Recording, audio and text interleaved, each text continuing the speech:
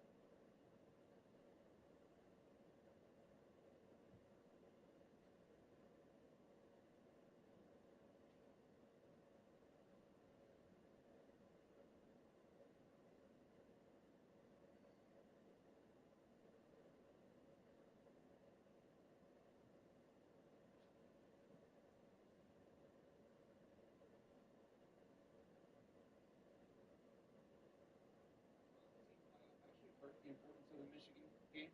Does that actually hurt that or no? No. I mean, you're talking about it's been over 1,000 days since Ohio State and Michigan. Something about that has to change. And the game is huge, even though it doesn't knock Ohio State out of it. It does keep Ohio State out of the Big Ten championship game. It does keep Ohio State from having a first-round bye. So I think that is absolutely fascinating because it makes it a much harder toe-to-toe. This Ryan Day and the Buckeyes arguing a natty game. That's seemingly only Ryan Day's path to being able to hang on to his job. So if you're Michigan, that is a two birds, one stone type of situation. Not only do you get the bragging rights for the next calendar year, but you also, in effect, could be opening the door for Ryan Day to be fired. The other part of this is what happened post. What's going on with these flag planting things? What are we doing here? I mean, We love it. but where did this come? Okay, so Baker Mayfield does it. Like, now everyone did it this week. I didn't even realize Mike Norvell of Florida State was going off on this, that he had an issue with it. No, don't tip me off to that.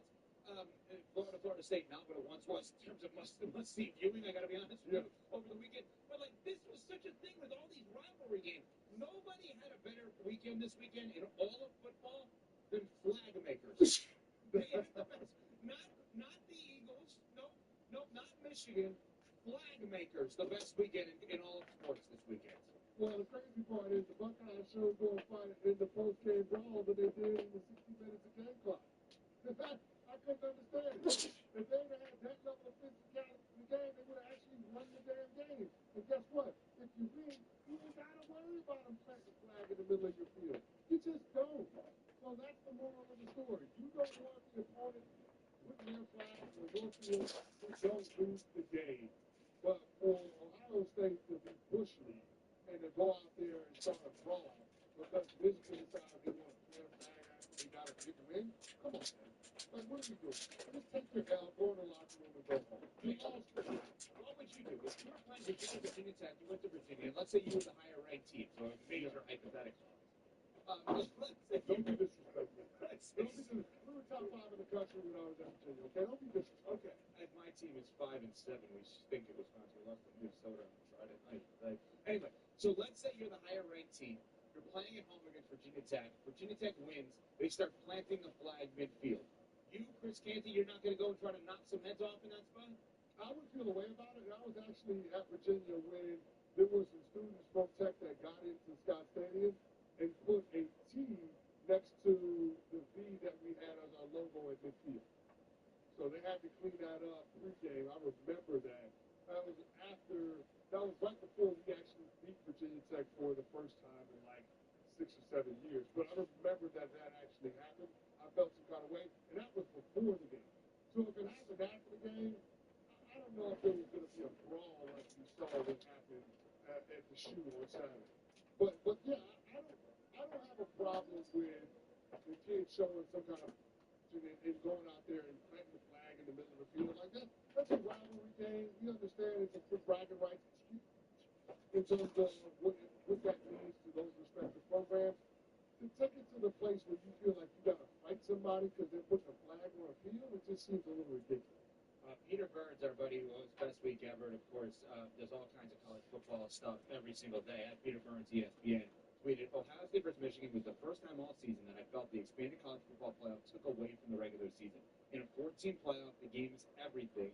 Well, it was an epic upset. It didn't feel as cataclysmic as it would in years past. I understand where he's coming from, but the brawl to me eliminated that point in some ways because you saw how mad Ohio State was by them planting that flag, right? I get, and I was somebody that I get laughed at for saying this, but I loved the BCS because every single week was a must-win for every team. We were guaranteed that the two best teams playing the championship every single year. This Were we though? except for the 1 year with Auburn. That was the only year. Yeah, I don't think. Well, we're not guaranteed to have it this year, though. Yeah, but I guess that's my whole point, though. We expanded the college football playoff because we felt like there were some teams that got eliminated with a one loss, but doesn't necessarily mean they weren't the best team in the country. Like Georgia not being in the playoff last year, was like, does anybody think that Georgia wasn't one of the four best teams last year? Because I certainly don't. So I mean, those are just the examples that we've had in recent memory of teams that in a 2 or 4 team playoff don't get an opportunity to get in. But now with 12 teams, we're guaranteed to get the best teams at the end because guess what? We've got a bigger playoff field and everybody's got a chance. They've democratized the college football playoff, and I think that's the best way to being able to eventually crown a champ. Understood, and I think that is fair. I would just say to Peter's tweet, which is certainly an interesting one and a fair one, the brawl post game and the fact that we're even discussing Ryan Day's job security leads me to believe that that game still means as much as it always has. When Michigan beats them, the number 2 team in the country, 13-10. Ohio State has 2 losses. They're going to be in the college football playoff. And we're talking about the idea of maybe firing him before the playoff even starts, which will not happen most likely, but that just proves the meeting season. Let's just think about it. Like, there's been a whole class of players that have come to Ohio State that have never beaten Michigan. Like, this is from a freshman to a senior. They've never beat Michigan. That is insane. That is as I love it.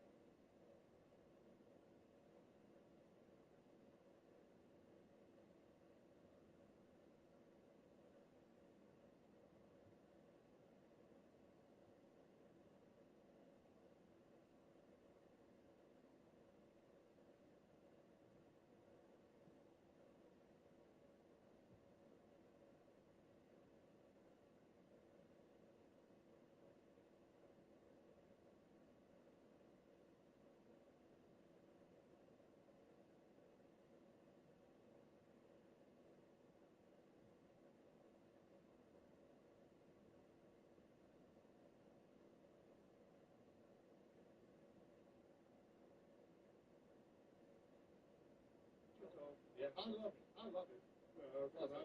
a Michigan fan like you are, yeah. I'm married into being a Michigan fan. I love it. But, I mean, that is crazy to think that in the game, you got a whole class of players at Ohio State that from their freshman year to senior year have never beat Michigan.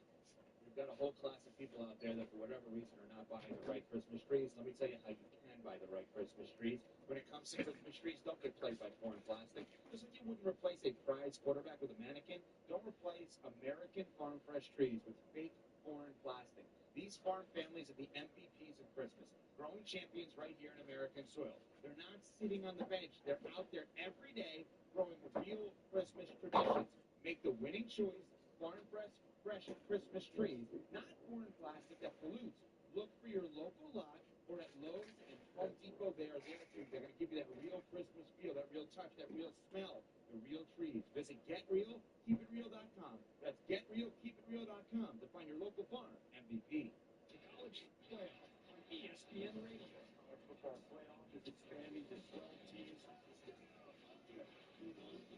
The home field advantage too in that first round. Who dreamt of this situation?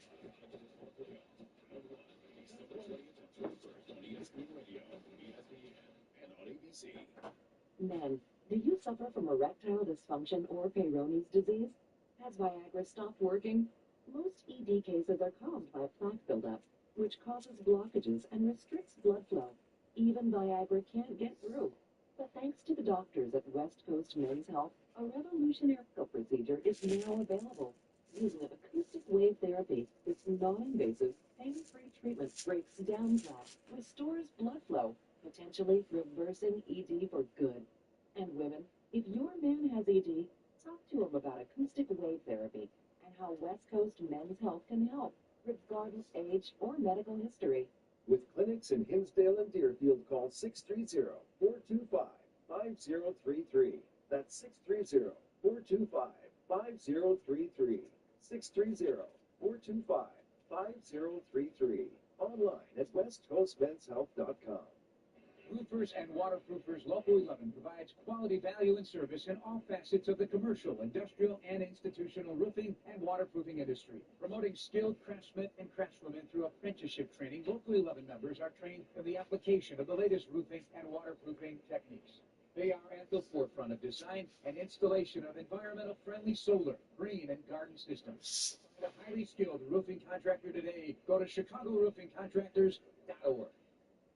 It's time for Christmas at Canteen, a time for laughter and joy, a time for cherished moments by coming together with the ones you love.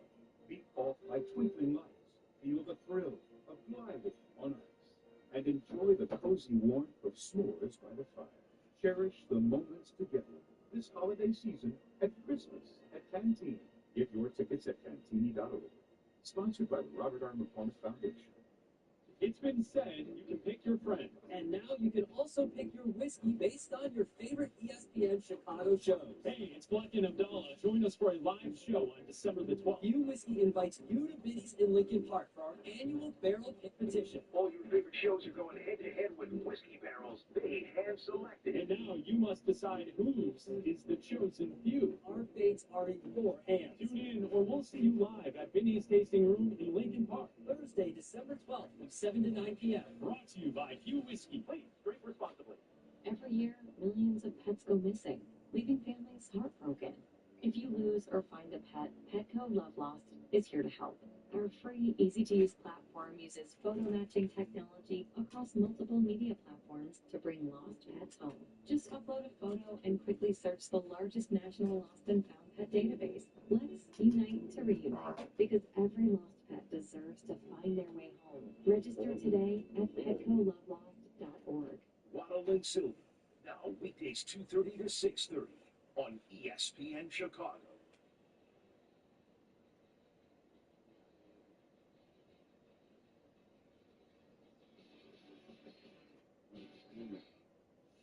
I'm over it. To produce These fans want from us. I don't get it, because I come in yesterday and I ripped the Yankees, and you guys are like, whoa, bad guy, bad. Oh my God. The Chicago Bears, what are they doing? Why are they so noisy? They should not be this. I'm starting to feel hopeful about the Philadelphia Eagles right now. I'm not ready to be hurt again. I just got hurt by the Phillies, and I feel like it's going to happen again with the Eagles now. Travis Kelce's a bigger star than Patrick Mahomes. I'm sick and tired and over. Get a life. Yes! Each and every day at this time, our producer, Pat Costello, gives us items in and around sports, entertainment, his life, and he is over after his Philadelphia Eagles get their 8th straight win yesterday, this time over Baltimore. Go ahead, Pat. So I heard some audio yesterday from our good friend of the program, Myron Metcalf, on Countdown to Kickoff. He was talking about snow games, referencing, obviously, the Bills game last night. And here's what he said. My thing is, if you're going to build a new facility in this country, you got to put dome on it, a retractable roof. Why?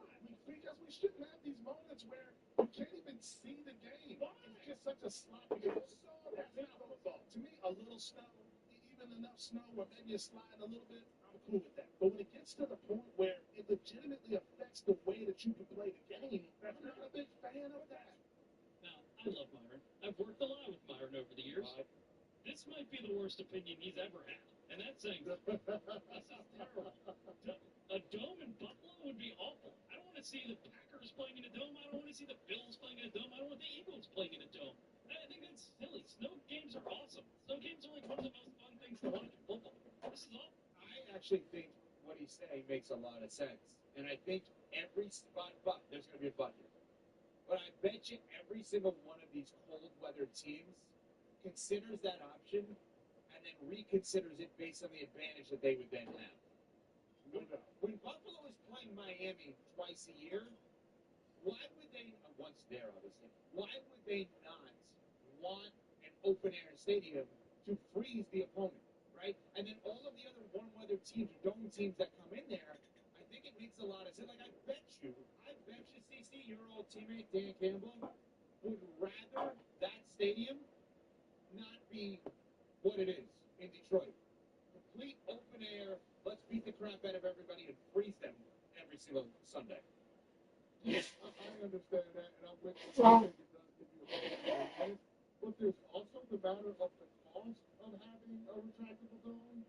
Like, Byron is being awfully generous with other people's money. The Trula family is selling a stake in the team to a private equity group just so they can have more revenue because they're incurring the cost of building a stadium. Like, these things aren't cheap.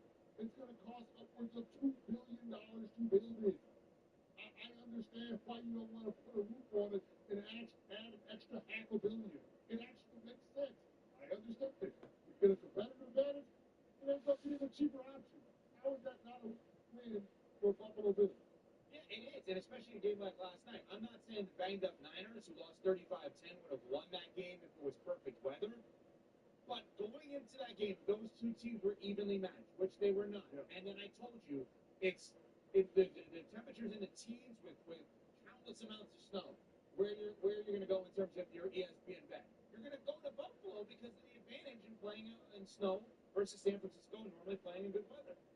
No doubt about it. No question. Next one, back. Saquon Barkley's the MVP, and people are going to give it to Josh Allen, and that makes me furious. There's nobody more important to their team in the NFL than Saquon Barkley has been to the Philadelphia Eagles. He goes as the Eagles go, or the Eagles go as he goes. I mean, he saved them on multiple occasions. He had the biggest play of the day yesterday. The Eagles were underdogs in that game and end up beating the Ravens. And then you look across at the Bills, who were, I think, 7-point favorites in that game, and they blow out the 49ers. But because of one cool highlight, I'm supposed to now be super impressed by Josh Allen? Come on, stop it. Wait a minute. You can be impressed by Josh Allen and still, in your mind, say that Saquon's the MVP. I don't think, like, Josh Allen deserves to have, like, shots taken at him. He is definitely an MVP. Taking shots at Josh You Allen. just did. What do you mean? There was one cool highlight, and everyone loses their mind. And Saquon had an incredible game, and he's not getting the love. Saquon Barkley's not getting the love Love for MVP. He's a running back who's second overall. What do you mean? And he should win it. No, he shouldn't. Yes, he should. In my mind, he should not. He's a running back. Does he have value? Absolutely. Is he arguably the best running back in the NFL? Yes. Has he been an absolute plus for this team? And the way in which he's gone about it has been amazing, no doubt. Who's the best player on the Eagles? Jalen Hurts. That you're insane. Well, then why'd you ask me? So let me ask you a question. That's just an incorrect opinion. Okay, let me ask you a question. Let me ask you a question. He's unbelievably valuable, right? He's made them so much better this year than they've been in years past, correct? In your mind? Correct. Okay. What's their record currently? With 10-2? What was their record after 12 games last year? Was it 10-2? Yeah. Okay. Next. And then how'd it go after that? We're not up to that part yet. Well, okay. We're not up to that part yet. But all he's done has been the person that has played the best on a team that is exactly what it was a year ago record-wise. Yeah. I made this argument about Justin Herbert. You guys yelled at me for it. Well, Justin Herbert's a completely different player. Like, it's weird.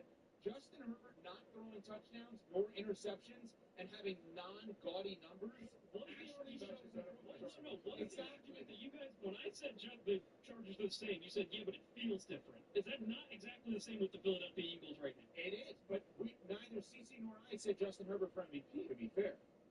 No, I'm not saying he's the MVP. I'm just making the case that the feeling is different, and you made that argument previously. He's the MVP. I'm a little confused on what you're saying here, but I would vote for Josh Allen if it was my vote right now. CC, where would you vote if you had to vote today? I know you've been high on both of these guys. I would give it to Saquon Barkley, but Josh Allen is going to win the MVP. Just a quick question for our scorekeeping here. Does Josh Allen have 27 total touchdowns or 26? Because he threw one and he caught that same one based on how they're scoring it. So does that count as two, or is it still one? Wait a second. I'm very confused. So the play where he threw the ball to Amari Cooper and they lateraled it back to Josh Allen is a It passing counts as touchdown? a touchdown pass and a touchdown catch. That is For correct. Josh Allen. Yep. I did not. I don't think I picked up on that, which is obvious, but I didn't pick up on it. I'm just trying to think. Is it 27 total or is it 26 total? I think 20. That is the most difficult question that has ever been asked in a year plus on this show. I have no idea how to answer that question. 888 say ESPN and Dr. Pepper call line. How many touchdowns this guy?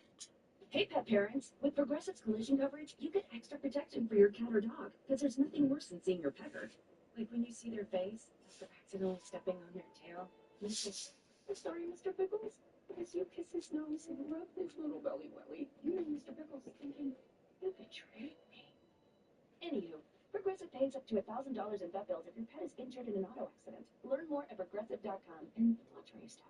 Progressive Casualty Insurance Company and affiliates. Collision coverage subject to policy terms. Not available in all states.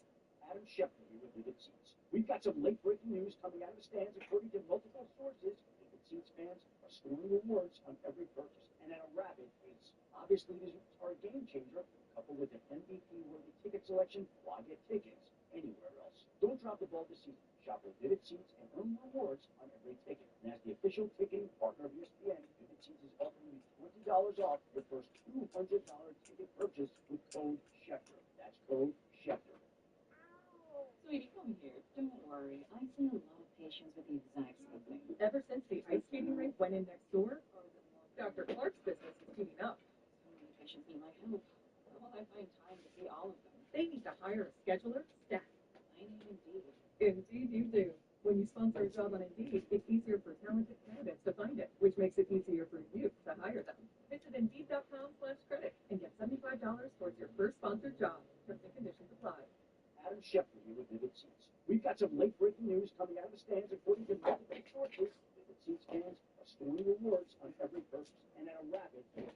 Obviously, these are a game changer, coupled with an MVP-worthy ticket selection. Why get tickets anywhere else? Don't drop the ball this season. Shop with Vivid Seats and earn rewards on every ticket. And as the official ticketing partner of ESPN, Vivid Seats is offering you $20 off your first $200 ticket purchase with code Schefter. That's code Schefter.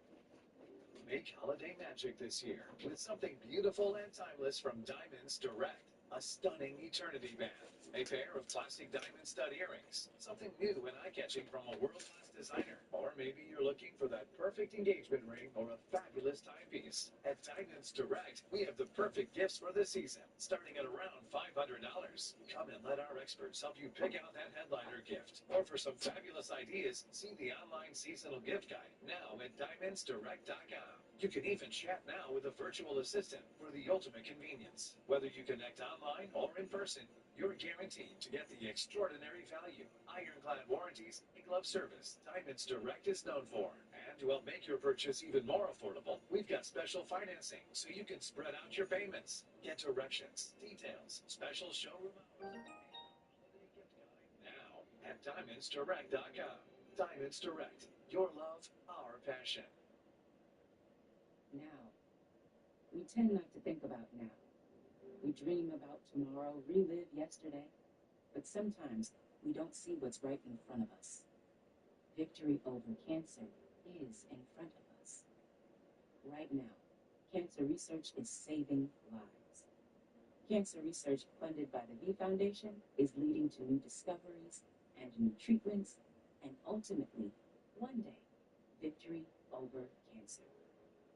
Right now, 1 out of every 2 men and 1 out of every 3 women will get cancer in their lifetime. Now is your moment. You may save someone you love. The V Foundation has the skill, the speed, and the strength to achieve victory over cancer. Because today's cancer research is tomorrow's victory. Learn more at v.org. Don't give up. Don't ever give up. This is ESPN Chicago, WNBP, WTBC, HD2 Chicago, a Good Karma Brands radio station. Chicago. The This is your morning routine. Put some respect on me. Cap and J Hood. That's right. We're bad. Watch the show on Twitch. Follow ESPN 1000 Chicago. Stream the show on the ESPN Chicago app and on Air 100.3 HD2 and on ESPN 1000 Chicago. Now, David Kaplan and Jonathan Hood. Good morning, everyone. Bring 'em out. Bring 'em out. Bring 'em out. Bring 'em out. Bring 'em out. Bring 'em out. Bring 'em out. Bring 'em out. Bring 'em out. Bring 'em out. Bring 'em out. Oh, God. Welcome in to the Captain J. Hood Morning Show. On ESPN 1000, we are streaming on the ESPN Chicago app. With David Kaplan, Jonathan Hood with you. We've got Shane, we've got Jay Moore, we got you for a 3-hour ride on this Bears Monday with open phone lines for you. 312-332-3776 is our phone number. Make sure that you watch us on YouTube as well, youtube.com. Look for ESPN Chicago there. And on Twitch, twitch.tv/ESPN 1000 Chicago. Boy, Cap, over the Thanksgiving holiday, we hope that you all had a great Thanksgiving holiday. It certainly was cold, but definitely cold at Hallis Hall. That's where the temperatures were really the chilliest. Because here's what happened. Matt Eberflus was fired by the Chicago Bears shortly after we left the air on Friday morning. We thought maybe it would happen between 7 and 10, but then what we found out, Cap, is that at 9 o'clock we went to the Eberflus press conference. Wait a minute. If he's having a press conference, that means he's staying, right? Nope. Shortly after, Eberflus was shown the door. Fired on Friday morning, more dysfunction, the fact he was allowed to do that Zoom, and from what I could gather in my reporting this weekend, they were going to meet and said, we can hold off. And he said, well, am I fired? We're having a meeting. And he goes, but I'm doing my Zoom. He went and did the Zoom there in the meeting room. What? What are you doing? And he came out of it. About 10:30, they walked him into the office and said, yeah, you've been relieved of duty. Thanks. Good luck. And then he got his staff together and said, I've been fired. So, good luck. He got his personal belongings, got out of there, and in walked Poles and Thomas Brown. Here's your new interim head coach. And now they're going to launch a search, which I'm being told will be headed up by Ryan Poles with an assist from Kevin Warren, who is the president, obviously. But I reported on Friday that when Dan Quinn interviewed in 2022, it was Jim Caldwell, Dan Quinn, Matt Eberflus.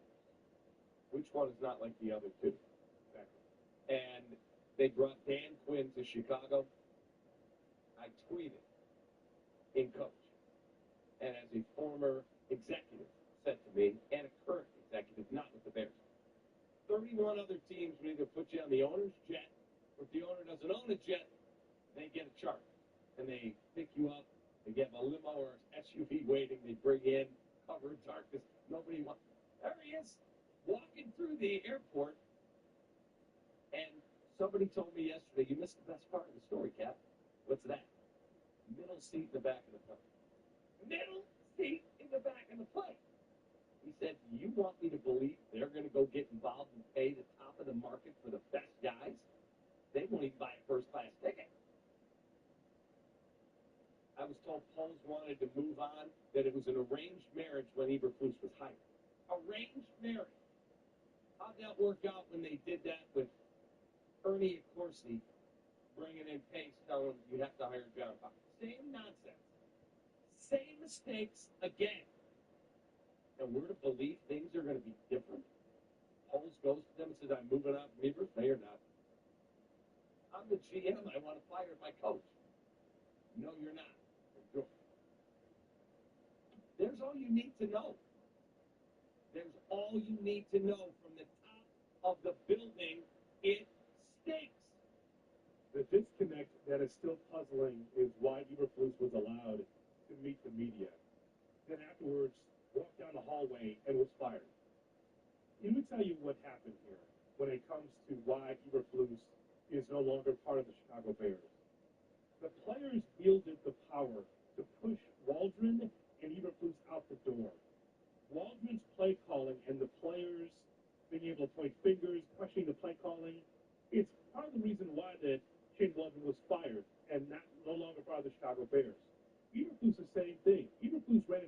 saw, reportedly, with players after the Detroit loss. It's everywhere, by the way. If you don't believe us, just read. It's everywhere. Where people in the locker room, players like Jalen Johnson and others, were screaming at the top of their lungs because they say, here's another loss that's at your feet. Now, again, you lose as a team. But in this situation, Cap, what you have here is players pointing fingers at Manny Eberflus. And by the way, this is something that's been going on all season. You recall you and I talking about how players had to sit down with Manny Eberflus and Shane Waldron, and the veteran players say, Shane, you got to coach us harder. When you have to have players tell you how to do your job, that's the end right there. People want to have a line of demarcation by saying that the Washington game was the beginning of the end. No, when players have to tell coaches how to do their job, that's tough. In this league, that's tough. Now, Shane Waldron is a veteran offensive coordinator. It just didn't work with Caleb Williams because he had this big playbook and all these big ideas and not really being able to tutor and work with a young rookie quarterback. But when you have Matt Eberflus going in and saying, we broke it down for prayer, right? We broke it down for prayer. Everything's fine. Everything's not fine. Everything's not fine.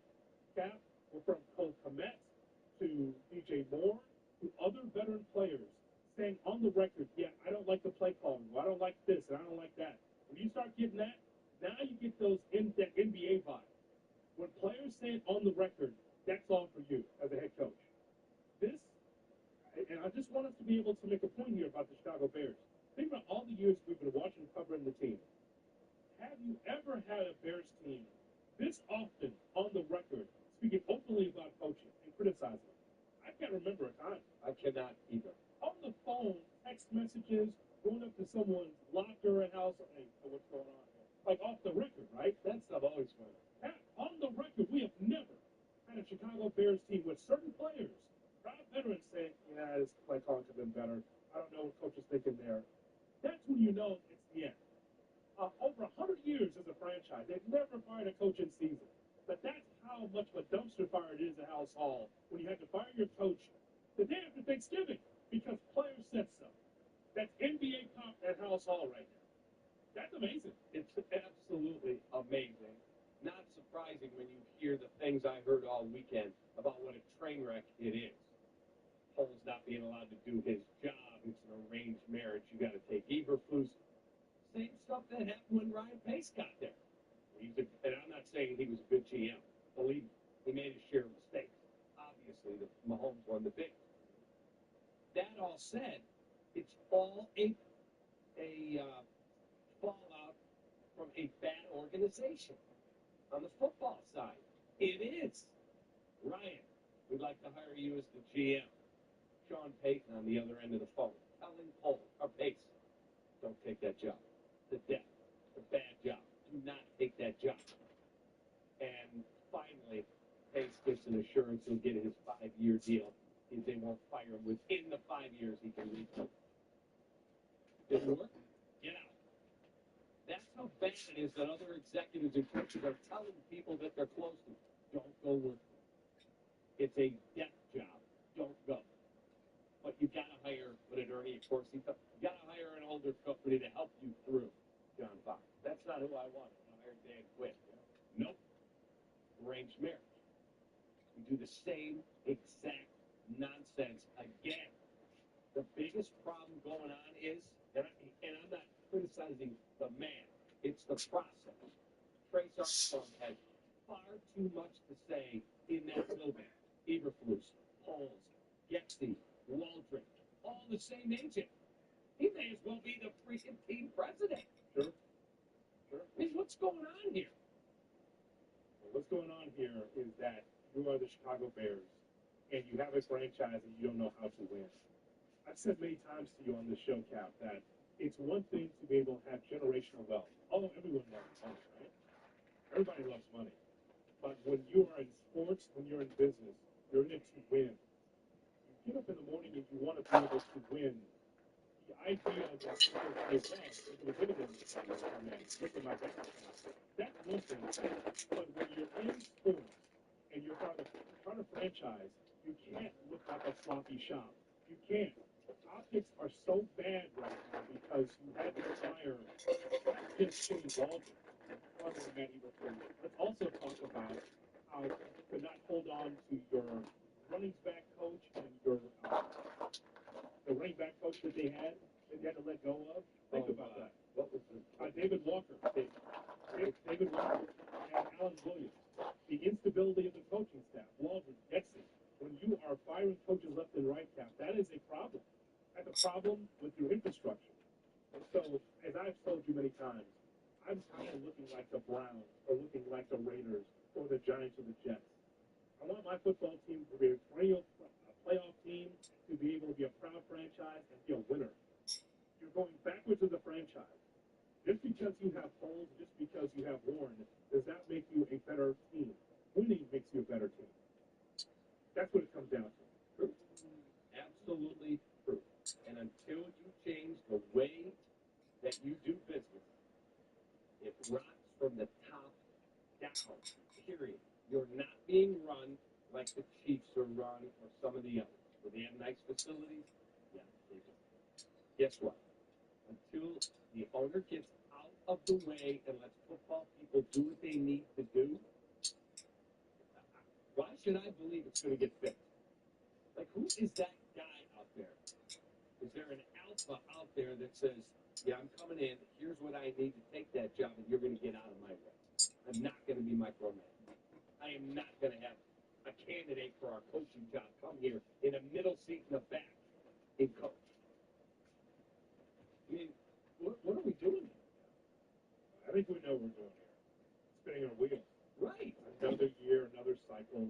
And I don't know who they're going to hire, Cap. I've seen the list, and you've heard the list as well, of potential candidates to be the next coach for the Chicago Bears. I don't know who's right for this team.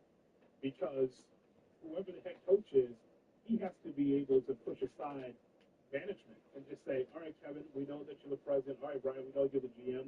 We have to work together, sure. But I've got to have a full autonomy of that locker room. I've got to be able to push these veterans harder. I got to push young players harder. Now, who that is, I have no idea at this point in time. I don't know. Just remember what David Woody said on ESPN. If the Bears cannot win in this Caleb Williams era, that the organization should do it, like the end. Like they'll never win. That's a tough statement to make. It is. Especially for us as Bears fans, for him to say, but, I mean, it's one opinion, but it might be the right opinion. If you can't win with Caleb Williams and this iteration of the Chicago Bears, when will you be able to win? We have generations of fans listening to our show every morning that have no idea what it's like when the Bears are good. Correct.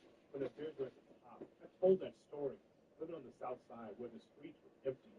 There were no cars in the streets where the Bears were playing in 85. That whole time, everyone was watching. Everyone was captivated by the Chicago Bears. Kevin Warren, if you're listening, or the Chicago Bears, if you're listening, you just don't know what it's like.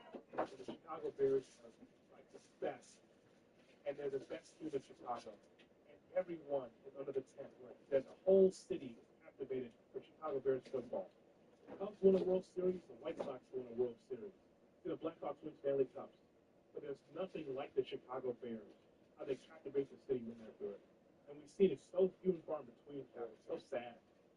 It's so sad. We've seen championships, but it's nothing like when the Bears were on top. And there's people that helicoptered in and had a job here for 2 or 3 years and get fired, 4 or 5 years and get fired. They'll never understand what we all saw when the Bears were on the top. Yes, but since they let go of Ditka, they have never hired an alpha, a guy who says it's going to be this way. You don't have it. This is how we're going to do business. Like you have to beg, borrow, and steal. We get a charter to do this. That's not how we do it. All right, I'll acquiesce this one time.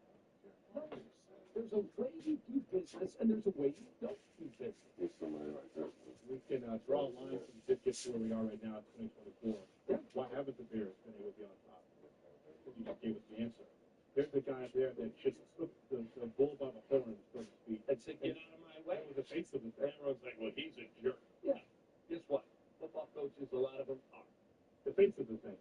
Correct. And since then, a lot of Sharon, Right. you know, a lot of Wanstead, a lot of this. The only way I see them winning is if they are so talented Loving is here. Jerry Angelo put pretty damn good talent around him. Urlacher was already here, but you had future Hall of Famer, I think, in Olin at center. You had Urlacher, a Hall of Famer at linebacker. You had Lance Briggs, who's absolutely a future Hall of Fame candidate at linebacker. You had Tommy Harris in the middle of that line, who was phenomenal. Go back to their defensive backfield. Go back through some of the guys they had. But what are we doing? What are we doing? We're doing Chicago Bears football again. But this time we're talking about Matt Eberflus being fired by the Chicago Bears. And we're talking about it here on the home of the Bears. 312-332-ESPN, 332-3776 is our phone number. Your reaction to the firing of Matt Eberflus. Who do you want next? I have to remind you that coming up at 8:20, we'll hear from the interim head coach of the Chicago Bears, Thomas Brown. He'll be with us at 8:20 right here on the home of the Bears, ESPN 1000. Captain J. Hood, ESPN Chicago. The warmth of the holidays.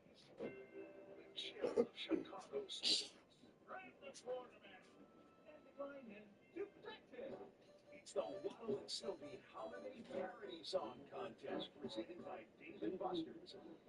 There's been no shortage of dysfunction and futility on the local sports scene. Now you just need to combine your creative angst with seasonal joy. And unlike your favorite teams, you really could win. Go to ESPNChicagoContest.com for the rules and to enter. Deadline for entries is December 6th. Waddle and Sylvie Holiday Parody Song Contest presented by Dave & Buster's.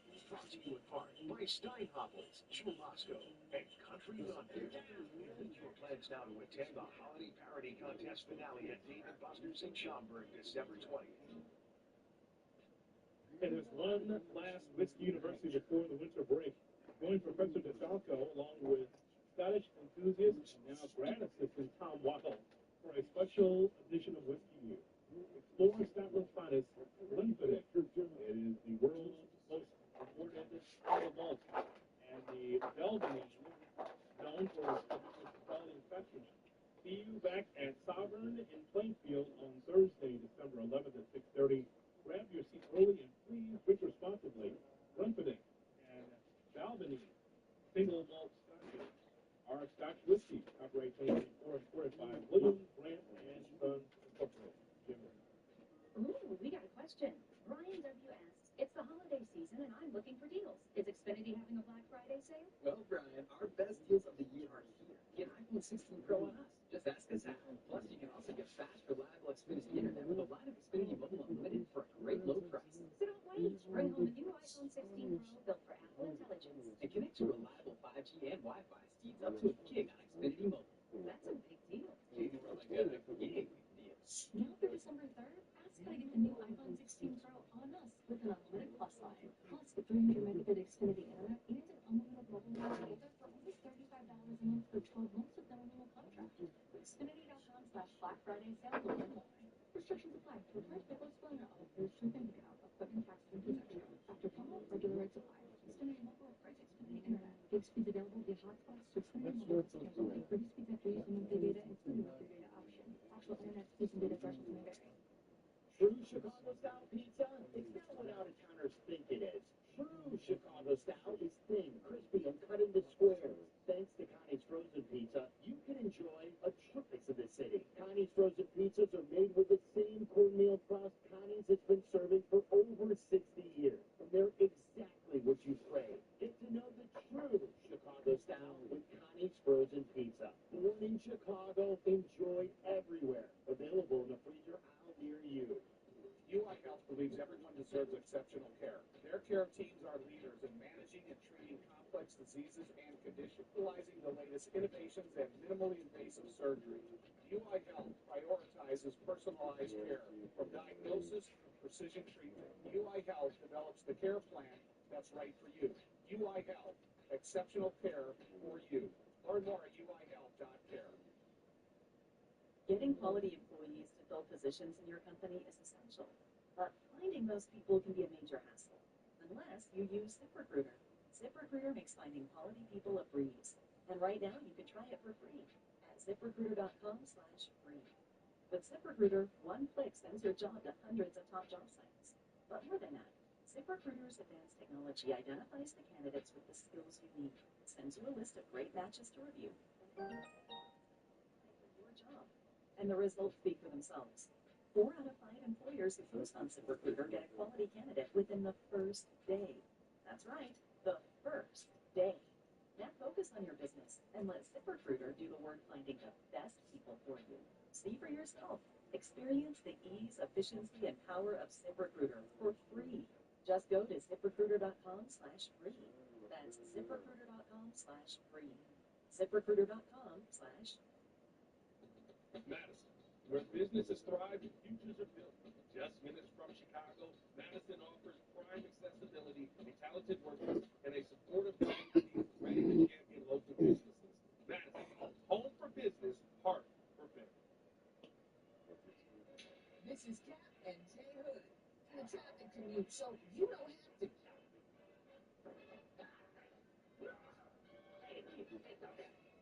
On ESPN Chicago.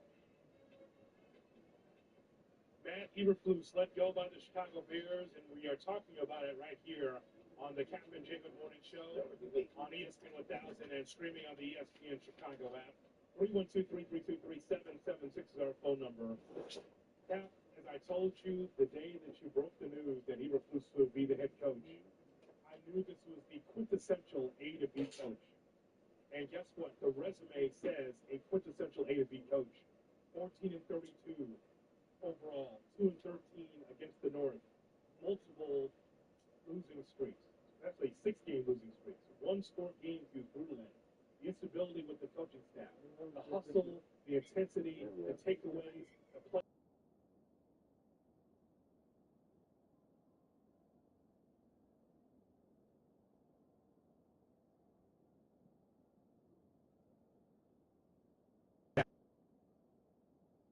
Structure. If we like the faces of Kevin Warren and Ryan Poles in place, that's great. But what are you going to do? Change is one thing, but if you're still standing in the same spot, then change really hasn't happened. You have to be able to make moves. You have to get this team better. You've got to put this in the right direction right now if you're the Chicago Bears. You have to, because right now they are a national embarrassment. That's what happened, Cap. That game on an island by itself, 11:30 game. Let's see what the Chicago Bears. Oh God, that's what people said.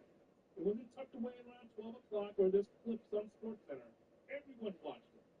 Everyone watched it. Okay, so my question to you is, if Jalen Johnson doesn't lose his mind, and deservedly so, in the locker room after the game, where they literally had to usher Eberflus out, he tried to talk to the guys about, we have to go through more of this, what was the word he used? God, I was told this weekend. Anyway, adversity. Yeah. We have to go through this, and Jalen Johnson heard it all. And, I mean, F-bombs flying, screaming at the head coach. Yeah. I've been in locker rooms where it's surly, never like that. I'd love to ask Bjork and Waddle and Olin again. Have you ever been in a locker room where they literally are holding the guy back, screaming profanity at the head coach for minutes? And finally, Bears personnel said, we got to get you out of here. And they walked him out of the room. And at that point, his tenure was done. And why he wasn't told that night is because George had to sleep on it. And they had a meeting Friday morning. How does that happen? How do you not, right then and there, we're making a change? Guys, go home with Thanksgiving with your families. We'll meet in the morning to set the structure. Cancel the 9 a.m. Zoom. Matt, you're gone. He shouldn't even have been in the building on Friday. We shouldn't have had to go to that press conference at 9 o'clock, but we did, though. And so when I say that's a national embarrassment, Cap, not just a local story, national embarrassment, when Jake Glazer has the information in the box, It wasn't exactly a Thanksgiving festive situation over there. Right afterwards, Matt Eberflus started talking to the team, kind of almost washing it over. Hey guys, sorry about this, but this is the type of adversity we need. And immediately, Jalen Johnson, a Pro Bowl cornerback, interrupts him and starts speaking in very colorful language that I usually use off the earlier. And it went on for about 10, 15 minutes or so at the last Eberflus talk. It was Jalen Johnson after that. At that moment, those players and their people, the organization knew that's it for Matt Eberflus.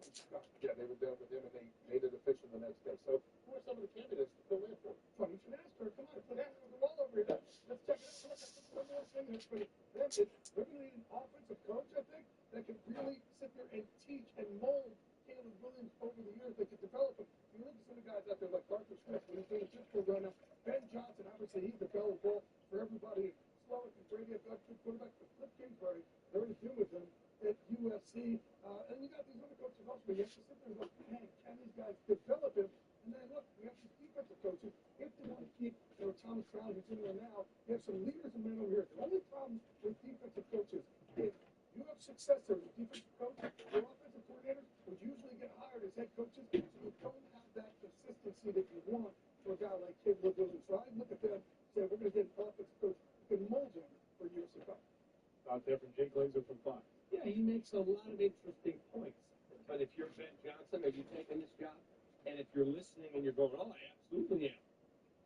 Take the emotion and the fandom out of it when you play Ben Johnson or play Ben Johnson's agent or best friend or spouse.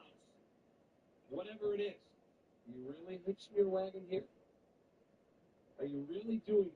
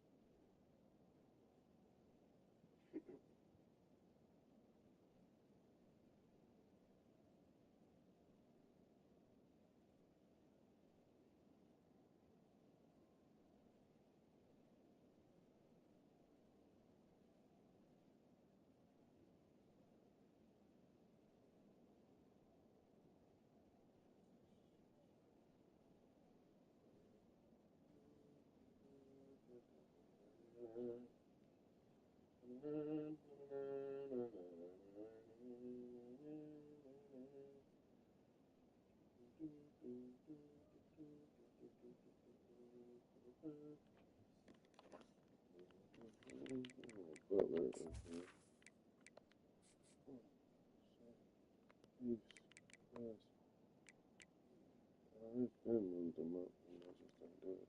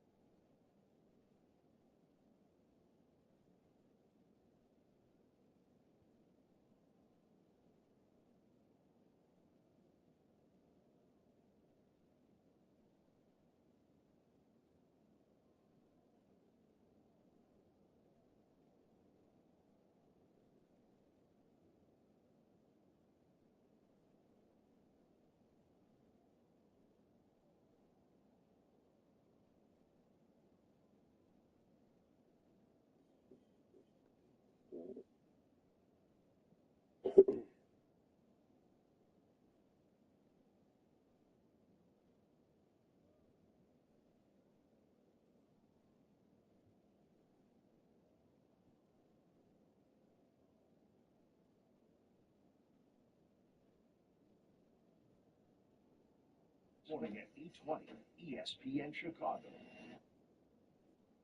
ZipRecruiter.com/free. With ZipRecruiter, one click sends your job to hundreds of top job sites.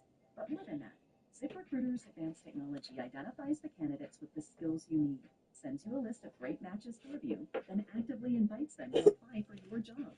And the results speak for themselves.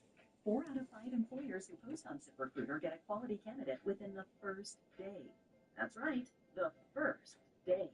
Now you can focus on your business and let ZipRecruiter do the work finding the best people for you. See for yourself. Experience the ease, efficiency, and power of ZipRecruiter for free. Just go to ZipRecruiter.com/free. That's ZipRecruiter.com. Will get us underway with the opening kickoff.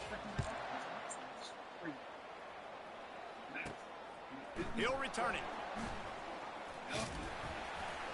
Nice job executing all of the assignments as they put a stop to that return at the 22. The Golden Eagles offense will have the first possession of the game. And they're led out there by a man who will carry the ball plenty in this one, guys. Well, it's real simple. He's the best player on their team. They have got to force-feed this guy the football, David. No doubt about it. The offense goes through him. Excited to see how they've built this offense and how many different ways they can get him touches. At the 35, he's loose. Ripping off a pretty good chunk of yardage. They've got it out to the 41 with a first down. That is a statement play right away. You're playing on the road. The stadium's loud and noisy. You want to quiet him down, run the football down the defense's throat.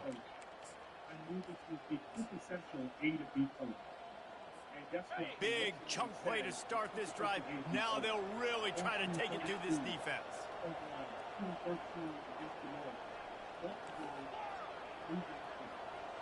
Pre-snap motion quarterback trying to get a read. He fires one deep down the right side. And they won't be able to connect downfield looking. And so here you are, an opportunity to try to get better at the head coaching spot. Thomas Brown's going to get a shot at it as the interim. But the bottom line is that it's about an organizational structure, Cap. If we like the faces of Kevin Warren and Ryan Poles in place, that's great. But what are you going to do? Change is one thing. But if you're still standing in the same spot, then change really hasn't happened. You have to be able to make moves. You have to get this team better. You've got to put this in the right direction right now if you're the Chicago Bears. You have to. Because right now, they are a national embarrassment. That's what happened, Cap. That game on an island by itself, 11:30 game. Let's see what the Chicago Bears. Oh, God! That's what people said. It wasn't tucked away around 12 o'clock where there's clips on SportsCenter. Everyone watched it. Everyone watched it. Okay, so my question to you is, if Jalen Johnson doesn't lose his mind, and deservedly so, in the locker room after the game, where they literally had to usher Eberflus out, he tried to talk to the guys about, we have to go through more of this, what was the word that he used? God, I was told this weekend. Anyway, adversity. Yeah. We have to go through this, and Jalen Johnson heard enough. And, I mean, F-bombs flying, screaming at the head coach. Yeah. I've been in locker rooms where it gets surly. Never like that. I'd love to ask Yerk and Waddle and Olin again. Have you ever been in the locker room where they literally are holding the guy back, screaming profanity at the head coach for minutes? And finally, Bears personnel said, we got to get you out of here. And they walked him out of the room. And at that point, his tenure was done. Why he wasn't told that night is because George had to sleep on it. And they had a meeting Friday morning. How does that happen? How do you not, right then and there, we're making a change? Guys, go home with Thanksgiving with your families. We'll meet in the morning to set the structure. Cancel the 9 a.m. Zoom. Matt, you're gone. He shouldn't even have been in the building on Friday. We shouldn't have had to go to that press conference at 9 o'clock, but we did, though. And so when I say that it's a national embarrassment, Cap, not just a local story, national embarrassment, when Jay Glazer has the information from Fox, that'll be all. It wasn't exactly a Thanksgiving festive, situation over there. Right afterwards, Matt Eberflus started talking to the team, kind of almost washing it over. Hey guys, sorry about this, but this is the type of adversity we need. And immediately, Jalen Johnson, a Pro Bowl cornerback, interrupts him and starts speaking in very colorful language. Time play. Yeah, and I don't know what happened. He didn't look open as it is, and the QB's trying to make a play, trying to force the ball, but at least he threw it where his guy could catch it or nobody could catch it.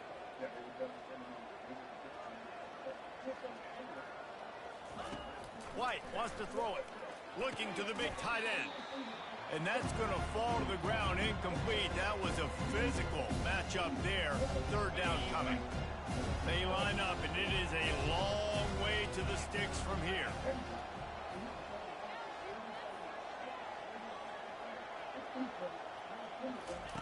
On third down, going up top. Unloads it left. Right on the money to the outside. He dragged the toe, and how about the ball placement? Only the receiver could get it. And listen, the defense knew coming into this one, they were going to target him early and often. He is a weapon, and there's no mystery where the quarterback's going to be looking on critical down and distances. Let's see how they're able to cover him throughout the rest of this game. He makes a lot of interesting points. But if you're Ben Johnson, are you taking these guys?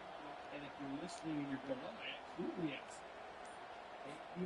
And the Golden Eagles are moving quickly down the field. Run it with the fullback. You'll take 4 yards on first down every time, 2nd and 6.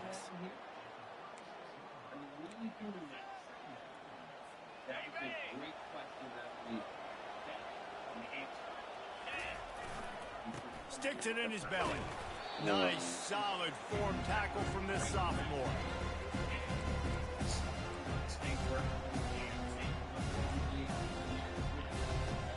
Third and short, coming from the 34. You wonder if this is 4-down territory.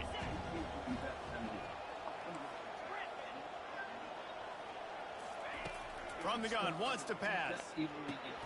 That's caught. It's Butler.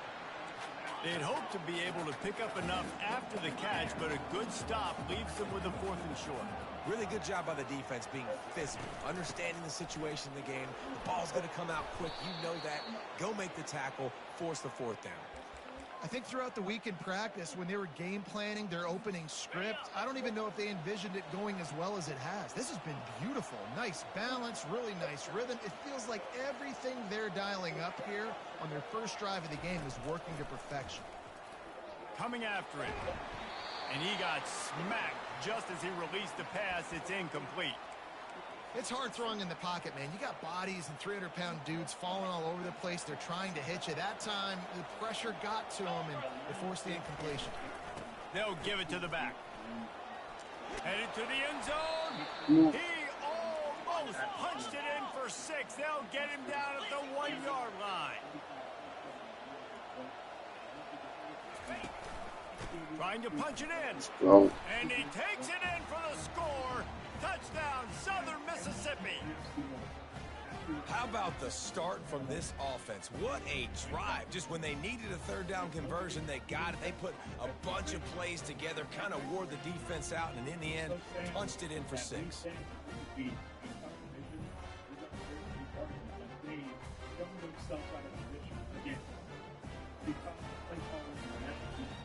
They'll try to add another to their lead. And he's got the extra point, and it's 7-0 to start this one. So it's a 77-yard touchdown drive, and they capped it off with a 1-yard plunge. Here he comes from inside his own 5. Nice job by the kickoff team. Everybody stayed in their lanes, and they'll stop him at the 16. So UL Monroe's offense will go to work for the first time today. Here are our impact players for this game, and it goes beyond executing an assignment to make an impact in the game. Yeah, obviously we were talking to both coaching staffs this week, and we asked them who needs to step up and play well. They immediately pointed to these guys right here. They are the key for their respective teams. Yeah, and they don't always show up in the box score, but these are the guys that are the leaders. These are the guys getting everybody organized and have to do it well for their team to succeed.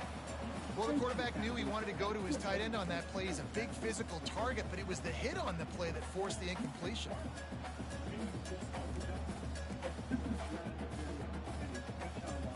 And now on 2nd down for this offense. He's looking to throw. Going to try to pop one on the screen. And the defense stops him just short of the first down. Maybe needed a few more chain links to move the sticks. There's a lot of different ways this offense can attack you throwing the ball. One of them is getting the running back going, and the screen is a great way to get him lathered up and get the defense starting to think about him a little bit more. He's knocked down in the backfield. He'll lose a couple. Well, this defense knew that they were going to be seeing some option in this game, and right now everybody's doing a nice job playing their assignments. On the third play of that drive, they were expecting it, and everyone communicating and all rallying to the football. That was nice to see if you're the coaching staff. Coverage team gets the job done, and they'll mark him down at the 38-yard line. Southern Mississippi ready to send that offense back onto the field. You want to talk about a drive where you impose your will? That's what they did, running it down for a touchdown, David. There is nothing more demoralizing than that for a defense, to be physically pounded. The run is coming. You know it's coming, and you can't stop it. Nothing the defense can do. That is mano-a-mano up front, and your guys getting a push. They know you're running it, and they still can't stop it.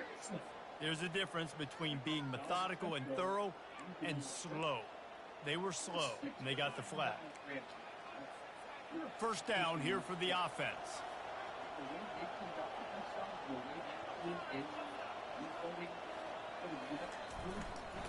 They go to the ground. Running with power. Nowhere to run on that one. He loses 4 on the carry. The Golden Eagles want to move quickly.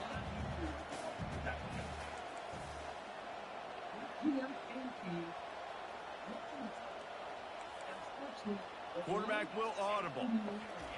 White going to attack through the air. Flushed out of the pocket. They make the stop, but not before he takes a chunk out of what they need to move the sticks. Some third down conversions tougher than others. This one, a long one on third down from the 43.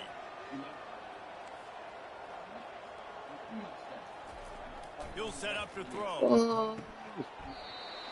And that's incomplete. A defender all over him. Knocked the ball to the ground. Fourth down coming up. And the Golden Eagles will call on their punt team. He's going to try to flip the field with this one. No return coming. He'll call for the fair catch. UL Monroe has it back in the offense, ready to go to work. Boy, 3 and out last time, David. They'd like to be more productive this time around. Yeah, in the last drive, nothing really clicked. No rhythm. Got off the field really, really quickly. They need to put something together here, Bowman. Yeah, David, bad execution on that last drive. So they got to take a collective breath and start playing like a unit on this one. And the running back didn't get much there. Nice job by the defense. You can tell they're focused in on this running back, on this run game, being physical, getting knockbacks, and limiting his carries. The give to the back. Defense not budging. He's still able to get 2 to the 29.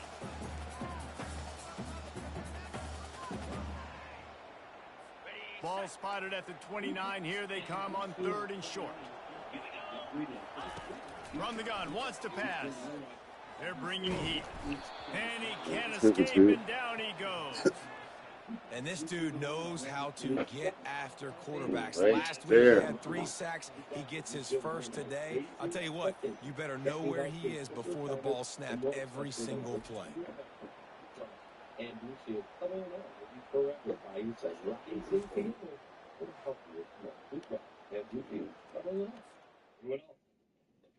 Make holiday magic this year with something beautiful and timeless from Diamonds Direct. A stunning eternity band. A pair of classic diamond stud earrings. Something new and eye-catching from a world-class designer. Or maybe you're looking for that perfect engagement ring or a fabulous timepiece. At Diamonds Direct, we have the perfect gifts for the season, starting at around $500. Come and let our experts help you pick out that headliner gift. Or for some fabulous ideas, see the online seasonal gift guide now at diamondsdirect.com. You can even chat now with a virtual assistant for the ultimate convenience. Whether you connect online or in person, you're guaranteed to get the extraordinary value, ironclad warranties, and white glove service Diamonds Direct is known for. And to help make your purchase even more affordable, we've got special financing so you can spread out your payments. Get directions, details, special showroom hours, and our holiday gift guide now at at DiamondsDirect.com. Diamonds Direct. Your love, our passion. Hey, it's your friend Tom Watt. Let me ask you, what would life look like without joint pain? Imagine walking up and down stairs, getting a good night's sleep, and enjoying your favorite activities without the nagging aches. QC Kinetics can make that a reality. Using regenerative medicine, they target the root cause of your pain. No pain pills, no steroids, and no surgery. Patients feel normal again and get back to doing what they love. Dr. Ashley Caravelli and her team at QC Kinetics are experts in helping people just like you. With treatments done right in the office and no downtime, you can get fast relief. And yes, they even offer Saturday appointments. If you've been told surgery is your only... And the Warhawks will try to pin them back with the punt. This will be the second time they've had to kick it away.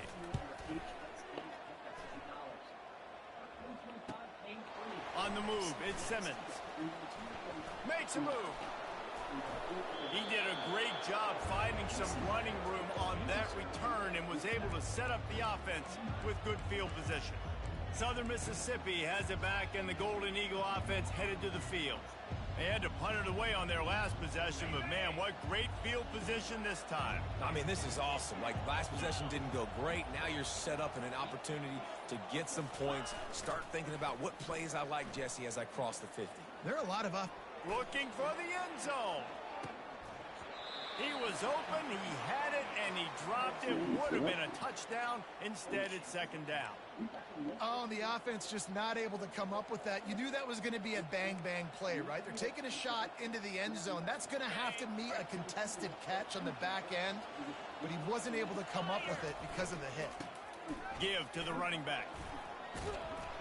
A solid pickup there before the defense is able to make the stop.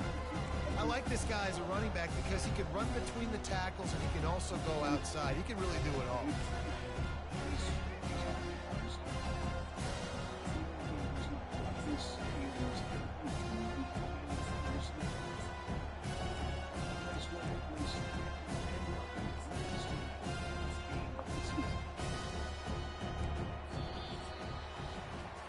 We've reached the end of the quarter, guys, and Southern Mississippi has the lead.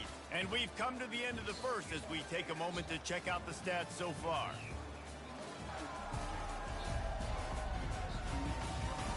They've switched into the field, and we're ready to get things started here in the second.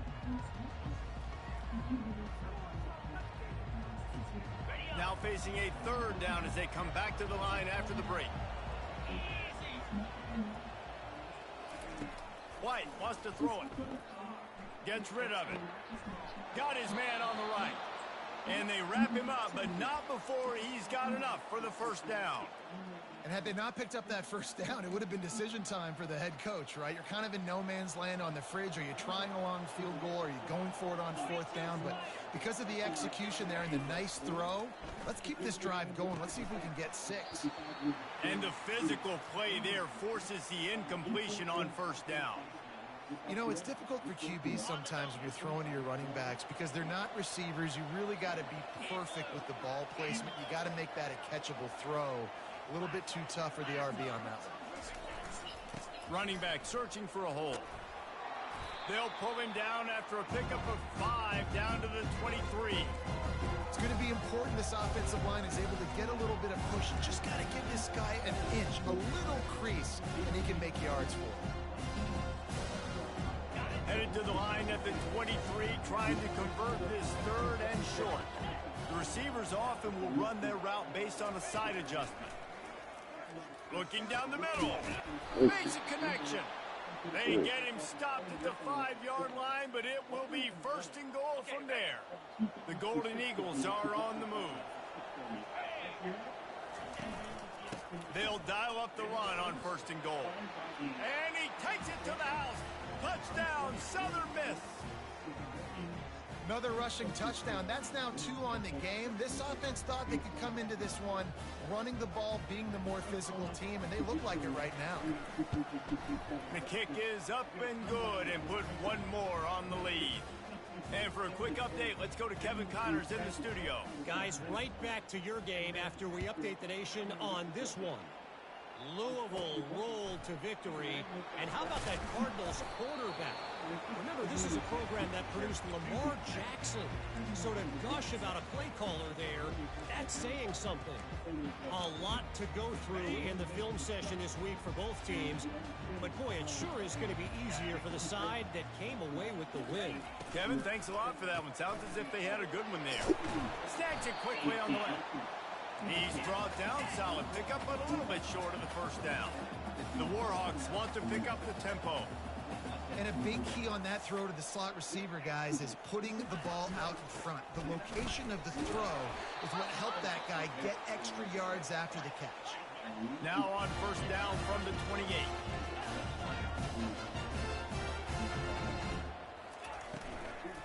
Might as well run him until they stop him. He's got it again. So runs like that can really help your field position as they're up at the 35. Second down coming up. Timeout called here by the defense. It's the first one they've used this half.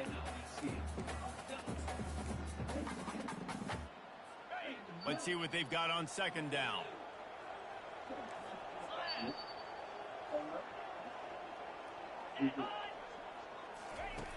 He's looking to throw. Got his man on the outside. He is stopped behind the line of scrimmage. They'll lose yards on that one.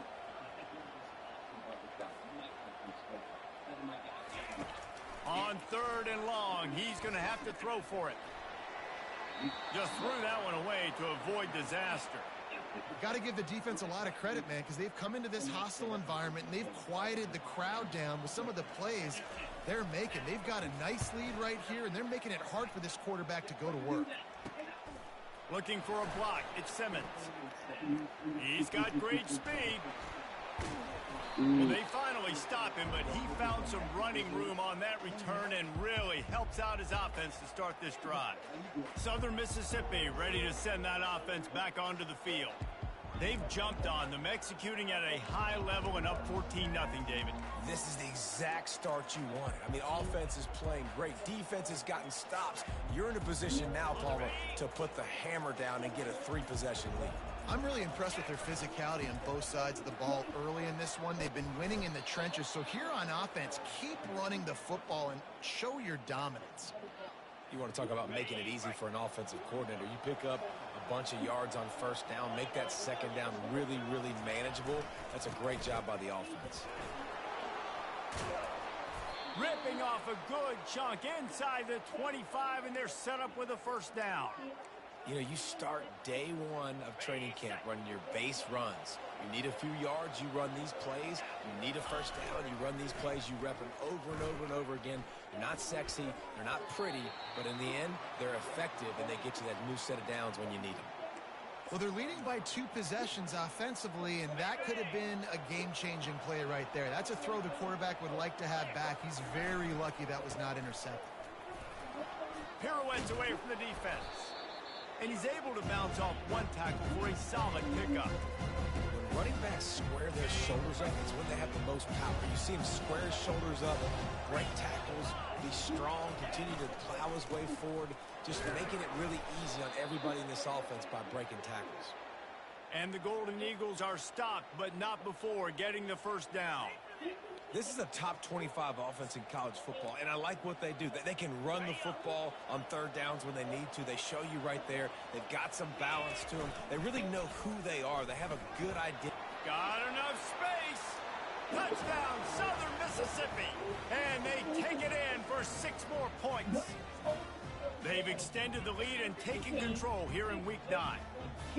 Precision blocking up front created the open lane, and the running back followed it beautifully. Yeah, it's pretty easy to follow an offensive line that makes those holes and just gives you a caravan all the way to the end zone. What an unbelievable job blocking up front. And with the extra point, they're up 21-0. So that scoring drive took only 6 plays. And the capper came on the run to the end zone from the 13. Mediocrity by always having a coach every 2 or 3 years. That's one thing. But fielded in the end zone, it's Anderson.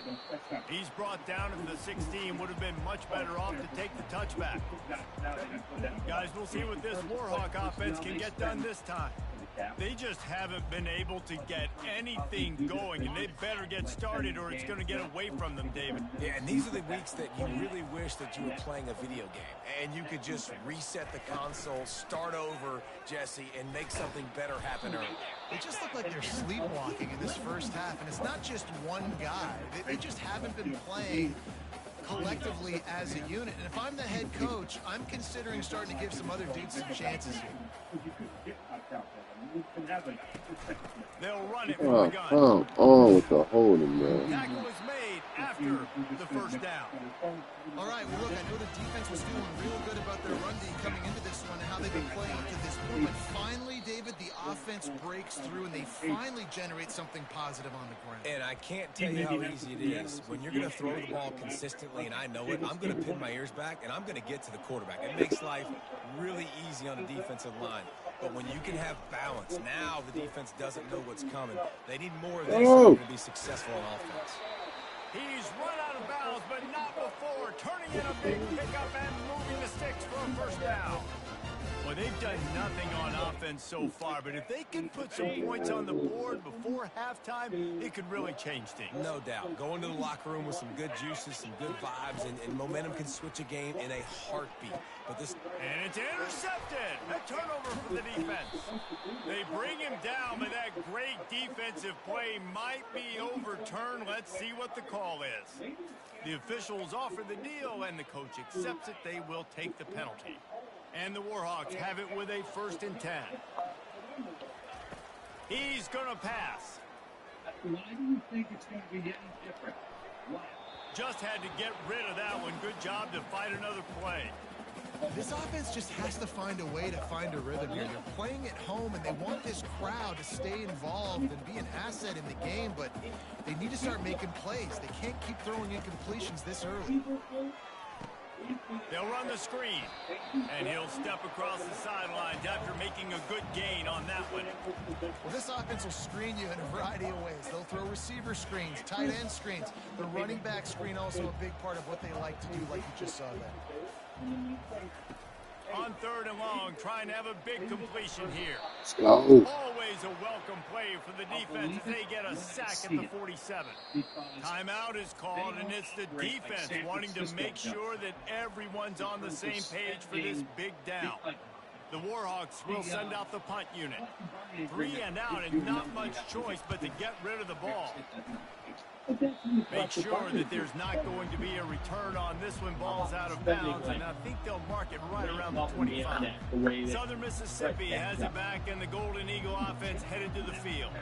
This offense has really been clicking in the game so far, Jesse. No doubt. Everything their play caller is dialing up, these guys offensively have been able to go out and execute them.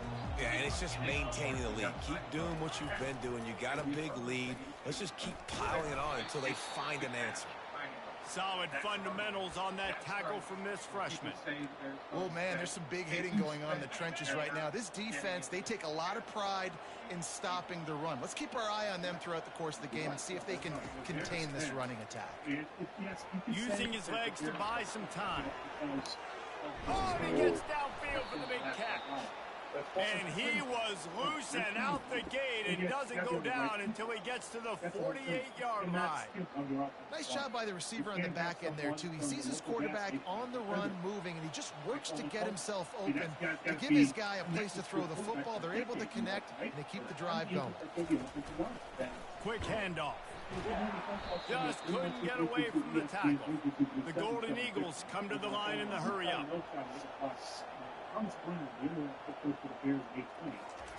White going to attack through the air. He unleashes a long one. And he's got it inside the 25. And they'll finally bring him down after he rips off a huge play. They're threatening to score, and they'll throw it. Still looking on the move. Nice run there. Picks up a few, and they'll force him out of bounds. And I think this is important for this defense. This will be a big key in the football game. Like, I got to limit the damage from that guy. Because that's a QB that's dynamic, and he can make so many big plays. I got to string him out. I got to make him get to the sideline. But I will say this. I do want to hit him at the end of the runs. I don't want to let him out of bounds and let him get free carries. I want it to be physical.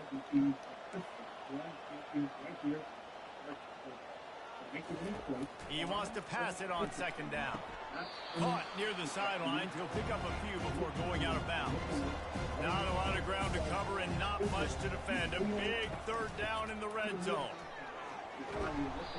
And he's brought to the ground, but not before he gets enough for the first down. The offense wastes no time getting the timeout call. Been really impressed watching this offense this year and how good they are on third down. The reason they're so efficient, they don't have penalties, they keep these third downs manageable, and they've got a special talent at running back that can find his way to the sticks. Now he's going to glide away from pressure. Touchdown, Southern Miss. And they add 6 more to the board with that trip to the house.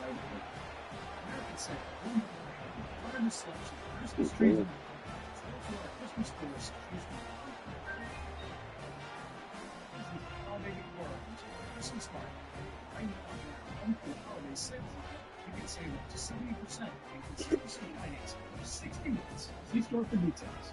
Retail is on full table, trampoline, and more. Ready to try the point after. American Sale. And the extra point will tack another one onto this lead.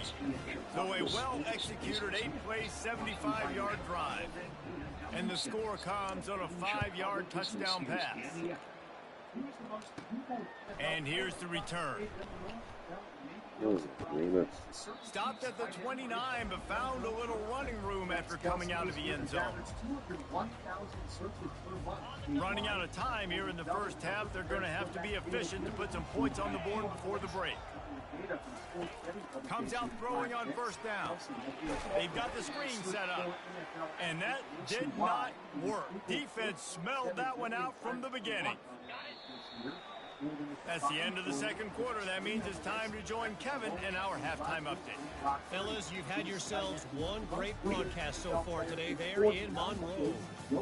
And we've got to start our halftime breakdown with this superstar running back. His elusiveness, his raw power. This young man is the total package. And his ability to catch the ball out of the backfield is a differentiator.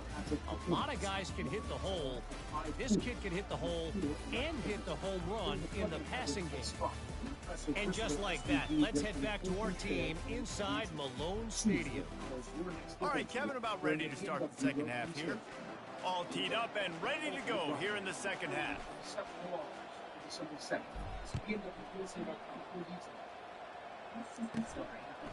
From a couple of yards deep, he'll bring it out. Stopped at the 17, and he's probably second-guessing that return. UL Monroe has it back in the offense, ready to go to work.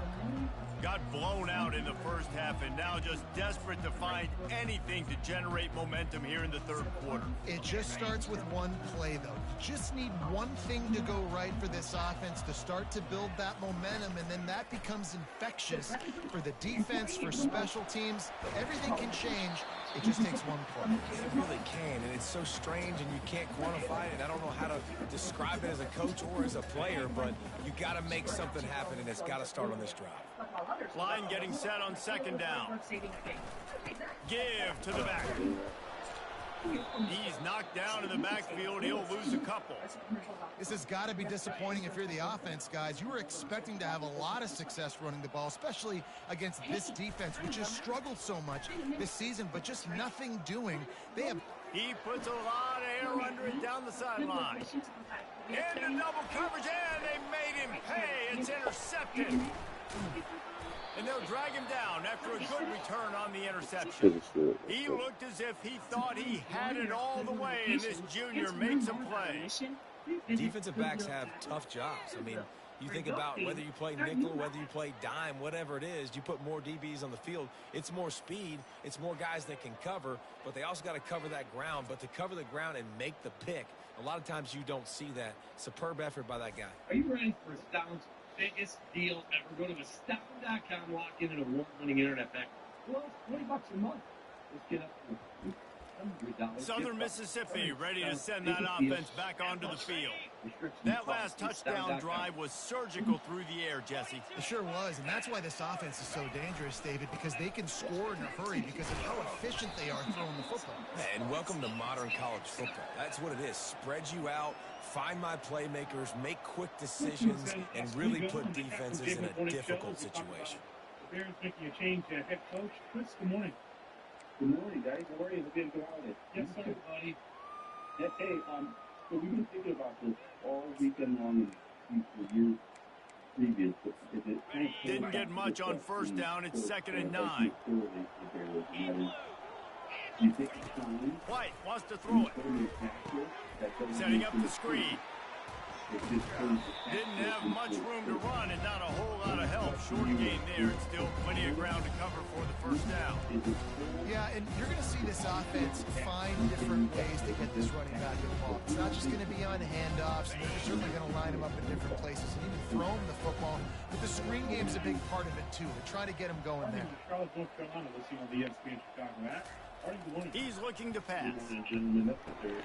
Fires to the tight end. Couldn't ask for much more there. A first down, and they're down to the 42. Looks as if we have an injury on that last play, and we'll take a break to check him out. And the Golden Eagles will snap it on 1st and 10. Here's the handoff. Across the 25, he's got room. They get him on the ground, but not before he rumbles all the way to the 5. The Golden Eagles racing to the line in a hurry-up.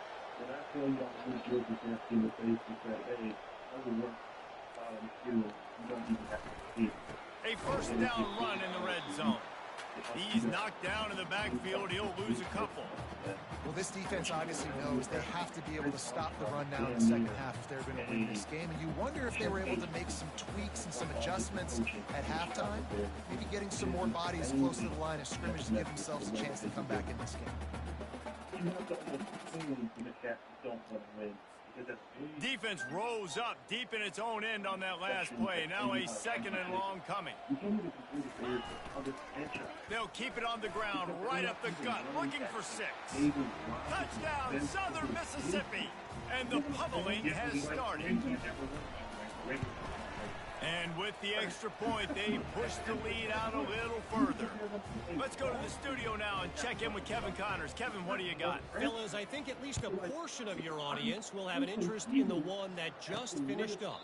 Indiana managed to avoid a bitter defeat by scratching out a narrow victory. This wasn't the blowout some around Bloomington had hoped for, but it sure beats the alternative. 60 minutes of football and a convincing outcome, and certainly a game with implications far beyond just the standings, fellas. And Kevin Connors keeping an eye on everything all over the country. Sounds like they had a good one there. Man, the defense, you hold your breath. When this receiver has the football out in space, you have got to make sure you're playing with outstanding pursuit. Nice job there, but as this game goes on, they've got to keep an eye on this guy and make sure they know where he is at all times. All kinds of room to throw that one in there. And there was no question in that scenario. That's where the quarterback was going. He knew he had his receiver in a matchup that he liked, running a route where he would find himself open. Nice job between those two. Quick pass on the jet motion. And a good, solid pickup before the defense cuts him down. And these little touch passes, man, they're just the easiest completions ever for quarterbacks. Palmer, I bet you would have loved being able to just flip it forward. That counts as to your completion percentage, which is good. And then it's all right after the catch, so pretty easy for a QB. You wouldn't have been the only All-American in this booth, David, if I were allowed to have push passes when I was playing quarterback. I'll tell you that. It is so hard to defend. It's so hard to seal that edge, especially when this guy's full speed ahead coming around the inside. Ball at the 38. The defense will try to get a stop on 3rd and short. Quickly to the tight end. They'll pick up enough yardage for the first down. They've got it at the 30. Shotgun fundamentals are so key. He was like a shortstop. Caught the shotgun snap and right away rifled it out of his hands like he was turning too. That was beautiful. Caught behind the line. screen. The defense wouldn't let him loose, and even though it's a completion, they lost yardage. He was not fooled on that one. You know, a lot of times you want to buy space, and you throw this route really when it's off covered. But you could tell the cornerback was up, ready to come, pounce on that screen, and get the tackle for him. A run up the middle is stuck for no gain. I think the offensive coordinators out there going, thank goodness we don't play them every week. This defense has been suffocating. This offense got to find something moving forward that they can hang their hat on, some kind of identity. Today they were shut down, but listen, there's a game next week, right? Like, got to continue to find what it is that makes this team go, that makes them tick, that makes them get first downs and hopefully move the football. Now on fourth down, they'll try to come away with he couldn't get it. Oh, and he missed it. No good. Hoping to cut into that lead, and they did not. The lead is huge. Get the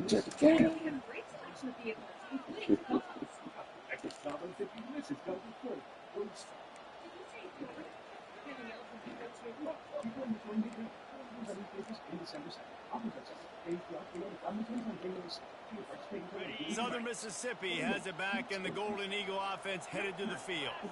This has been exactly the way you draw things up, David. The offense has really been moving the football. And it's been great execution. They've done exactly what they've wanted to do, build the lead. Now Palmer's a different animal. Now you got to protect it. You can tell they were paying attention in practice this week in the film room because they have gone out, everybody right now on the same page. They'll pick up 4, 2nd and 6 coming. Well, this offense came into the game knowing they wanted to be physical. They wanted to establish the line of scrimmage, and they're running downhill right at this defense, and they're churning out positive yardage early. After the productive first down play, it's 2nd and 6.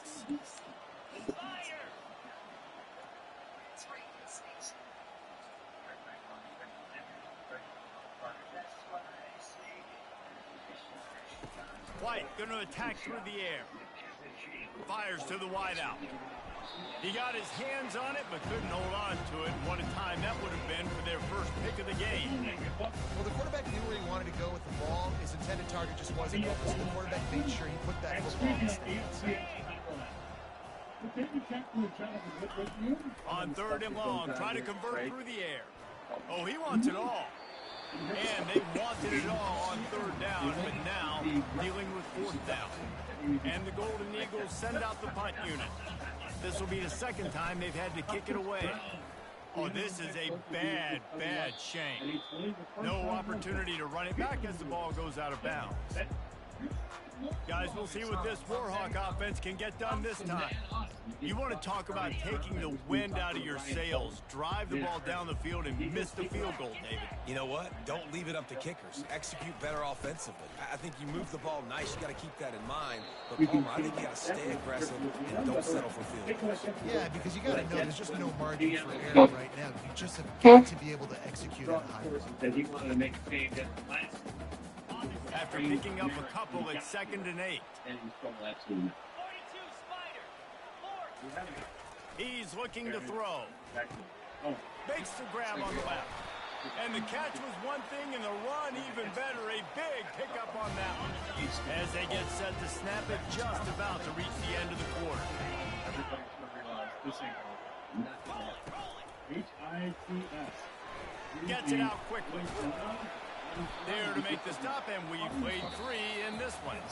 We've reached the end of the quarter, guys, and Southern Mississippi has the lead. And as we switch ends of the field, let's take a quick look at the national rankings.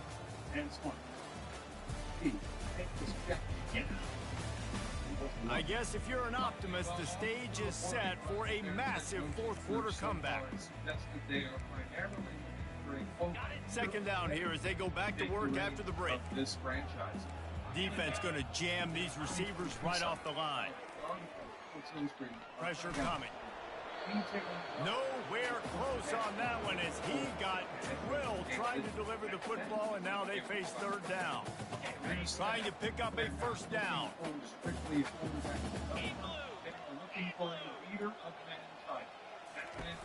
Back to the air one more time. And it's knocked away downfield. The DB getting a hand in there. And the Warhawks decide to punt it away. They've been busy out there to punt for the 5th time today. He'll aim it toward the sideline to try to make it tough on the return team. Southern Mississippi ready to send that offense back onto the field. They missed an opportunity to extend this lead the last time they had it, Jesse. Yeah, they got to be able to regain that momentum, right? Go back to what was working earlier on in this one. And David, to me, that starts with being the more physical team. No, I definitely agree. Being the more physical team, but understanding the situation of the game. You're still winning. You got the football back. Now put a nice drive together and execute. Offense lines up for a 1st and 10 from the 43. Power football with the run. He's brought down, but not before they pick up the big.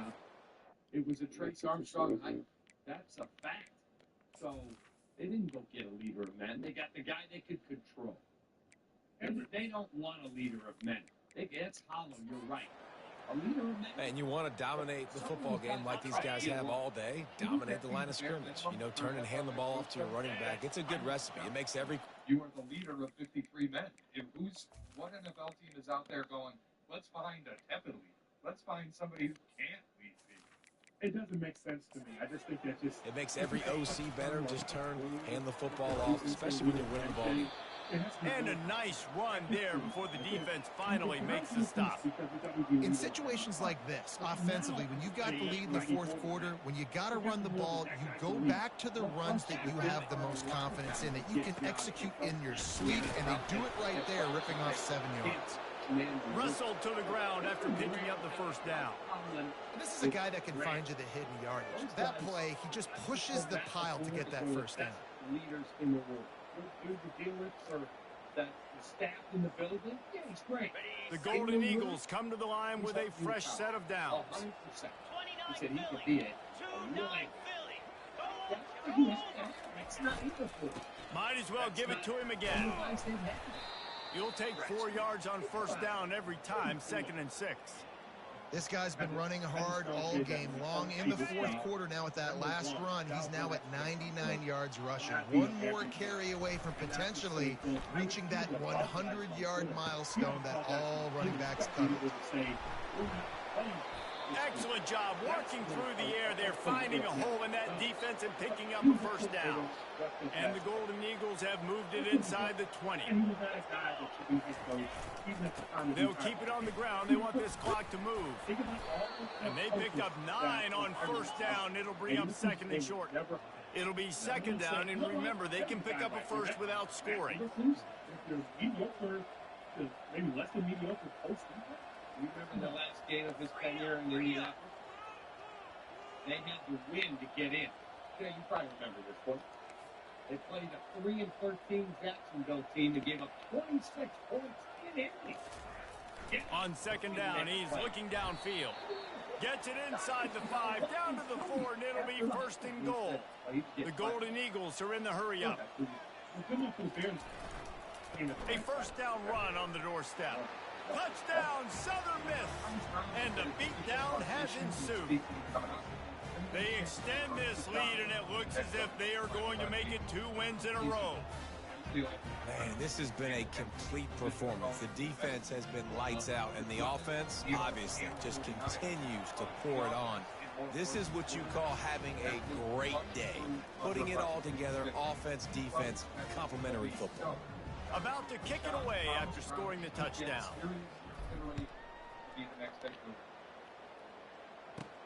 On the run from inside his own 5. Not a lot of space to be found. Good hustle by the coverage team, and they stop him at the 21. UL Monroe has it back in the offense, ready to go to work. That last drive fizzled out, Jesse. They had to punt it. Yeah, they did. And, David, they're just going to have to do a better job this time around erasing the mental mistakes. And just trying to solve the defensive riddle, understanding what they're trying to do to you and attack them. Not able to break the big one on that screen to the running back, but he found enough and a solid pickup on 1st down. Now on 2nd down. Only one went on to have an over 500 record. Every other one. He's looking to throw. They're working that left side. And they reacted well to the completion, but it was too late to keep them from getting the first down. With the first down, they'll put it in play from the 33. He wants to throw. Quickly out to the tight end. And a good job of coverage by that defense, just a short pickup. Offense gets set for second down.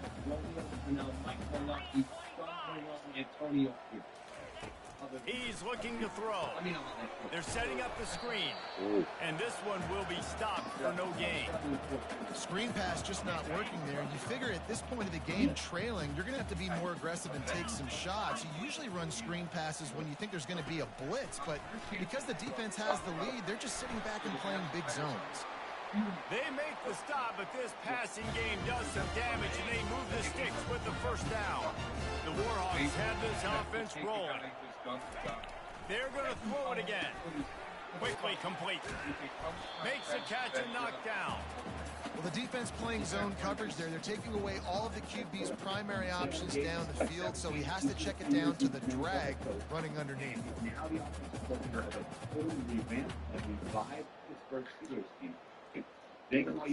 Second down here, and maybe they've got time to get one more snap off before the 2-minute warning. They're about to run a dirty half-dozen plays on this drive. Wants to throw on second down. Fires on the move. Tosses it incomplete. And this is just one of those days, man, where everything has gone wrong, right? Like they just haven't been in a rhythm. They haven't got it going and never built the momentum. This is one of those days that you learn from, you try to grow from. A lot of things that we're going to show in the film room that people aren't going to like, but hopefully you can learn from it and do better next time. He steps out of bounds, but it will be enough for a first down. He might have expected to see this DB up in his receiver's kitchen. Instead, nice little zone, and they pick up the first.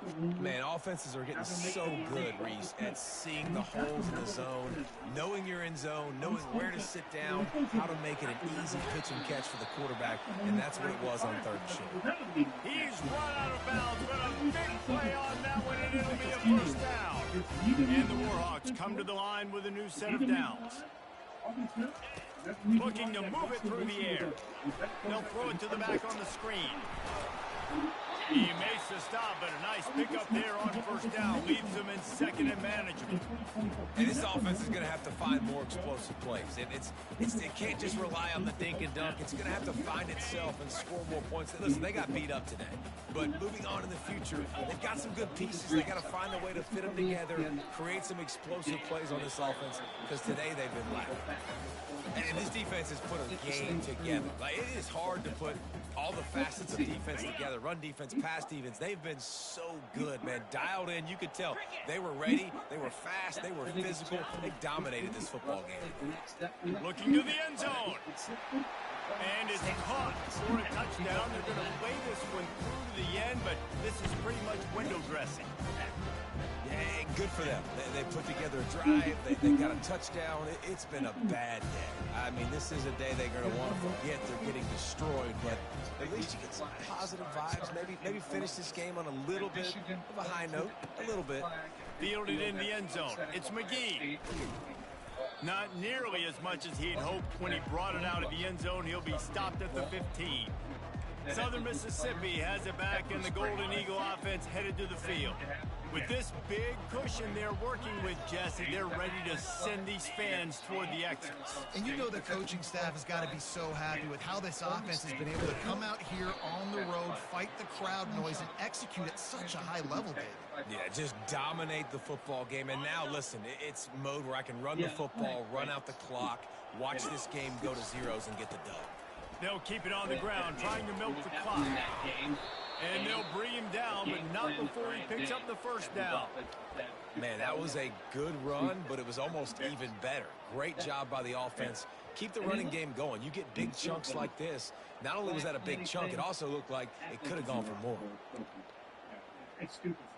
And this set of downs gets started from the 33, first and 10.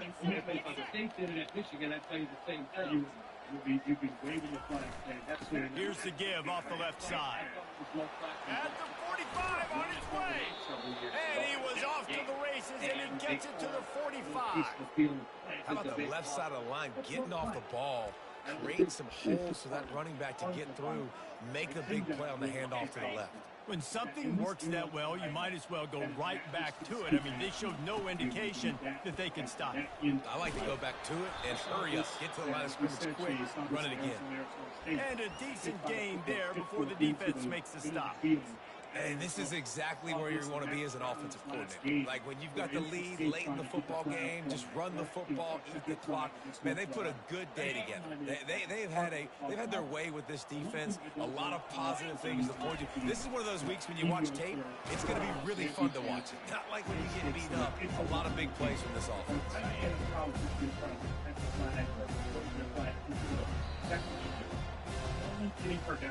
They won the game today. That's 2 in a row. If they win the next one, it's called a winning streak. It's been done before. And we're seeing the identity of this team come into fruition. You just get the sense they're finding out who they are, what they're about, what they're going to do schematically, and who their big playmakers are. Which is tough to do, right? It's tough to grow throughout a season and understand who you are. But when you stack wins week after week on top of each other and start to have success, you start to grow as an identity and you start to understand who you are. So that's going to do it for us. For Jesse Palmer, David Pollock, I'm Reese Davis saying so long. This has been another presentation of EA Sports College Football. Baker Mayfield planted the flag in Columbus when Oklahoma beat Ohio State years ago. Nobody threw a fit. Oh, no, that one, he got a lot of grief for that. That was He got grief, sure, but there was not a fight at midfield that resulted in pepper spray used by police. My point is, if you don't want the flag planted at midfield, win the game. I'm not disagreeing with that. I would tell my team if I was the coach. We're not doing that. Right, Hoodie, I'm agreeing with you. You have 60 minutes to defend your field. Why are you choosing after the game as the moment to do it? And It's stupid. if he doesn't win the national title, they're still going to get the plaque. He's getting fucked, and justly so. I listened to Urban Meyer the other day do a TV hit on Fox where he said that's literally the most talented team in the history of college. Right? He probably, I'm gonna be honest, he probably should be fired. Yeah. Like, This is I know gonna if you go win the right national here. title, you're not getting fired. But he's not going Yeah, to. make sure Right that now, this his team is is soft and charming. both of these games are Let them important become a though. loser program. Where they go into that game, they're afraid of a logo. So who do you hire? Well, let's get back to the They're question. doing right. The question is, and my answer to it is, I'm just glad that there's still college pageantry.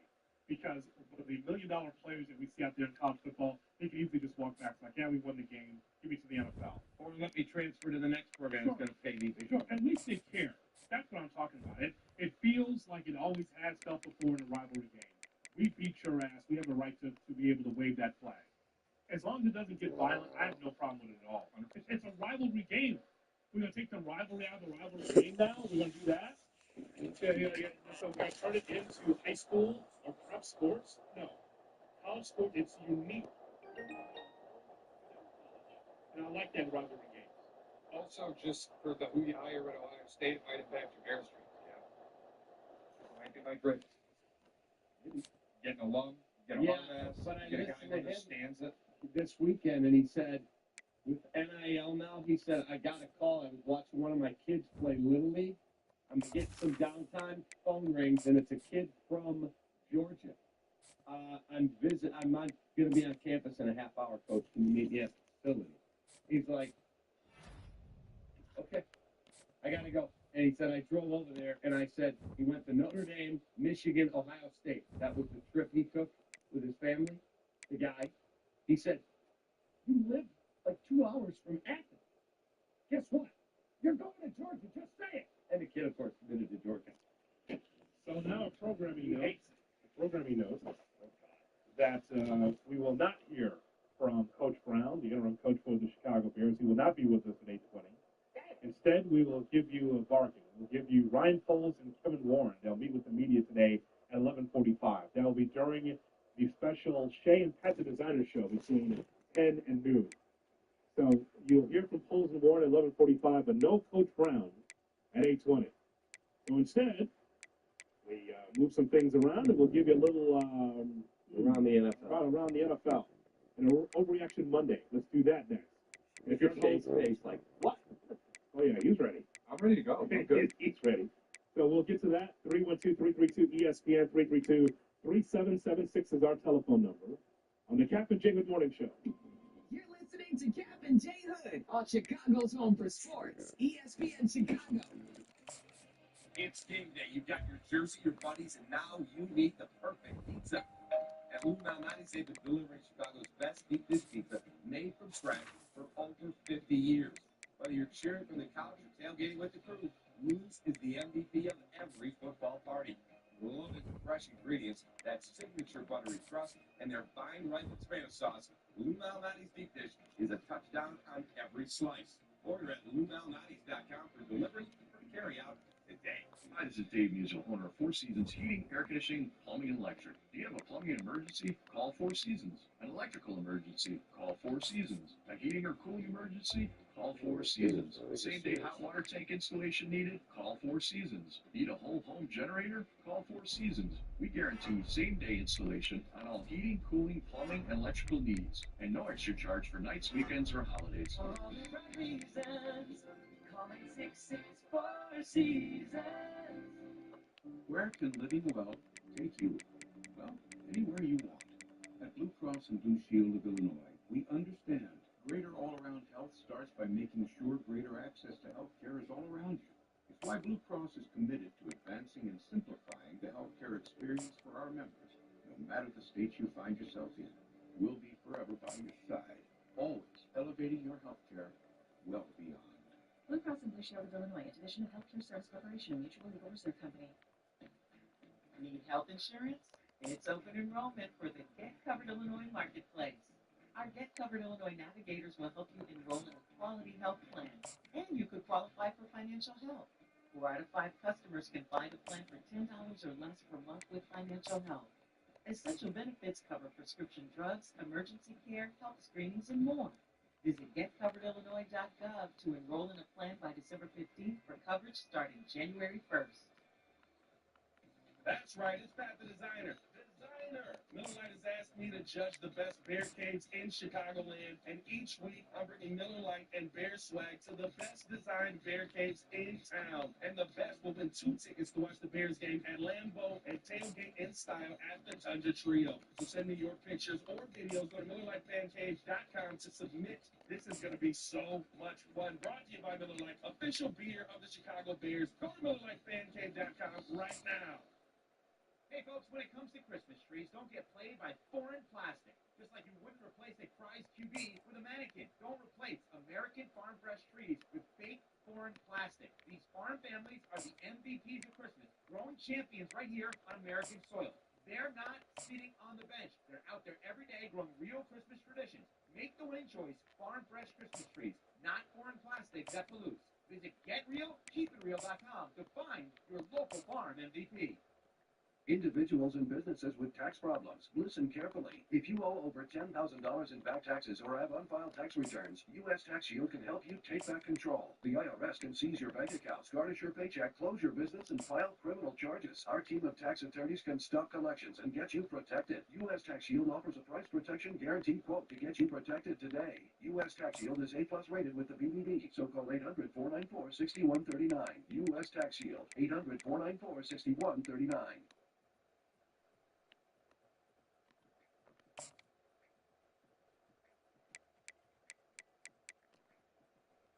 Get ready, Chicago. DePaul basketball's back. Tickets are on sale now. Feel the adrenaline as Blue Demons take on the Big East best throughout the year. They're off to a 7-0 start. Don't miss the action at Wintrust Arena. Lock in your seats today at DePaulBlueDemons.com/tickets. Let's hear it. Let's go. Blue Demons.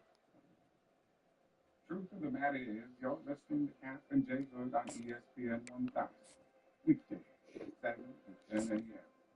But it'll last a lifetime. It may only be 3 hours a day, but it'll last you a lifetime. Nick Foles sucks. He sucks. I'm just a fan. I'm not a football evaluator. I love the Green Bay Packers. This is not Detroit, man. This is the Super Bowl. I want winners. This is a really thickly built guy.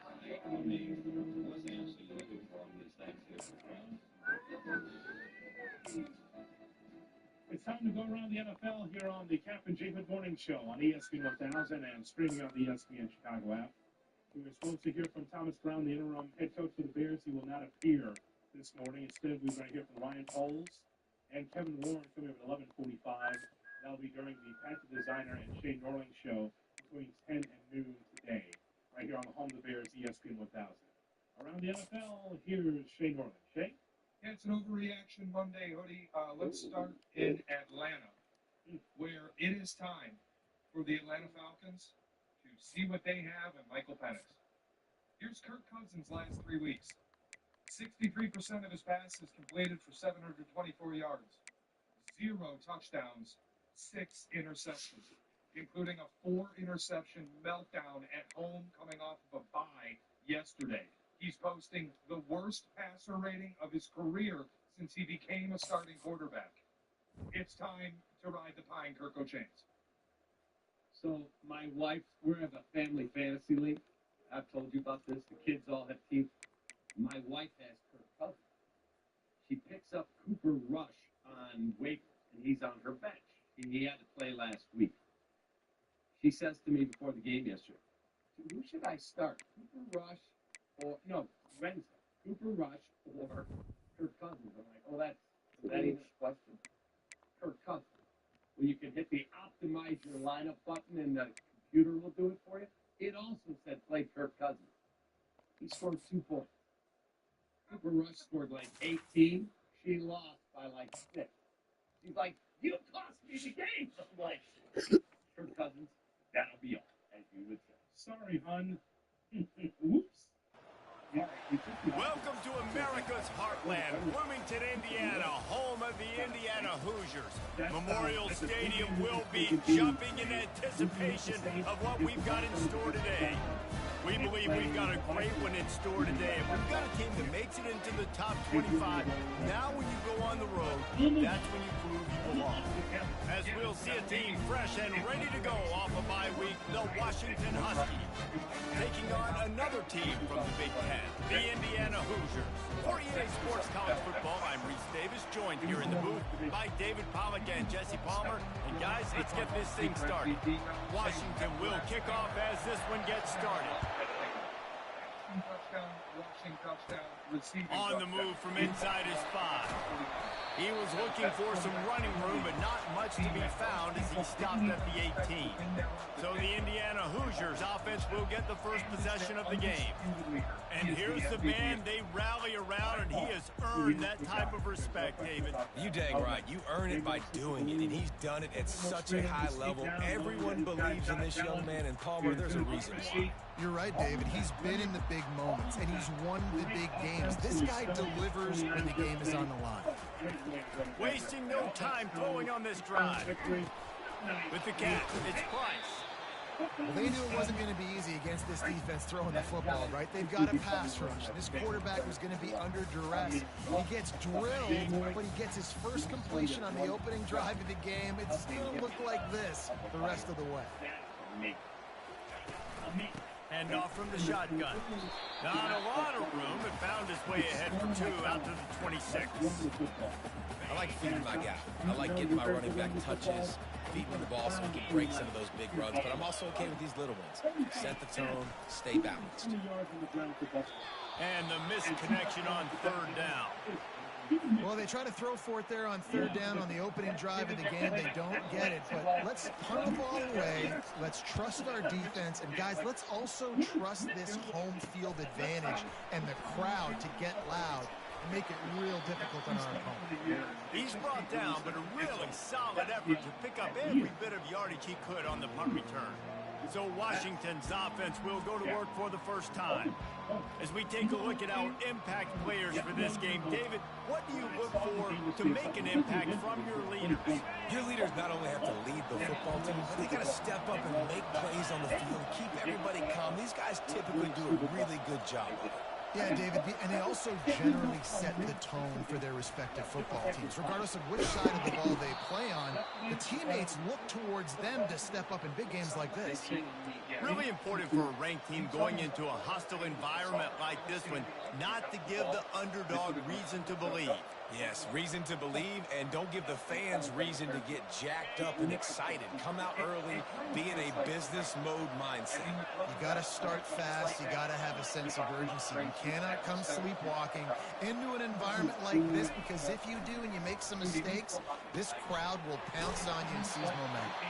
He steps out of bounds, but he's got a first down on the play.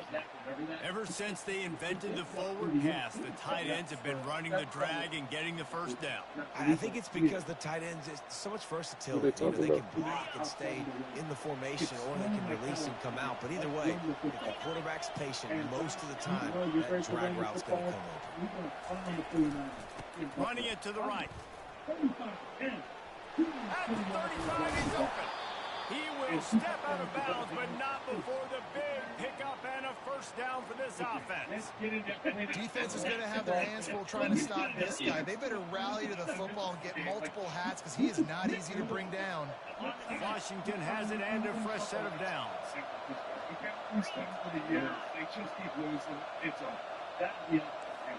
Quarterback checking the play.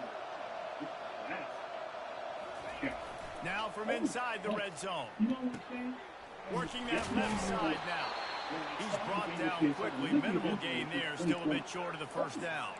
You know, and that's why this guy can play first, second, and third down. You've already seen him earlier in the drive rip off some nice runs, but he can catch the football as well. They're going to find ways to get him going in all sorts of ways, but we're seeing it specifically on this drive. The tackle is made, but he's got it first and goal from the 6. New set of downs right on the doorstep for this offense. They'll keep it on the ground for first and goal. And he rolls into the house. Touchdown, Washington. And this running back is so dangerous down close to the end zone. He's got wiggle, he's got great vision and burst. And he showed all of those attributes right there. And he did make that extra point, no issue with the treacherous footing.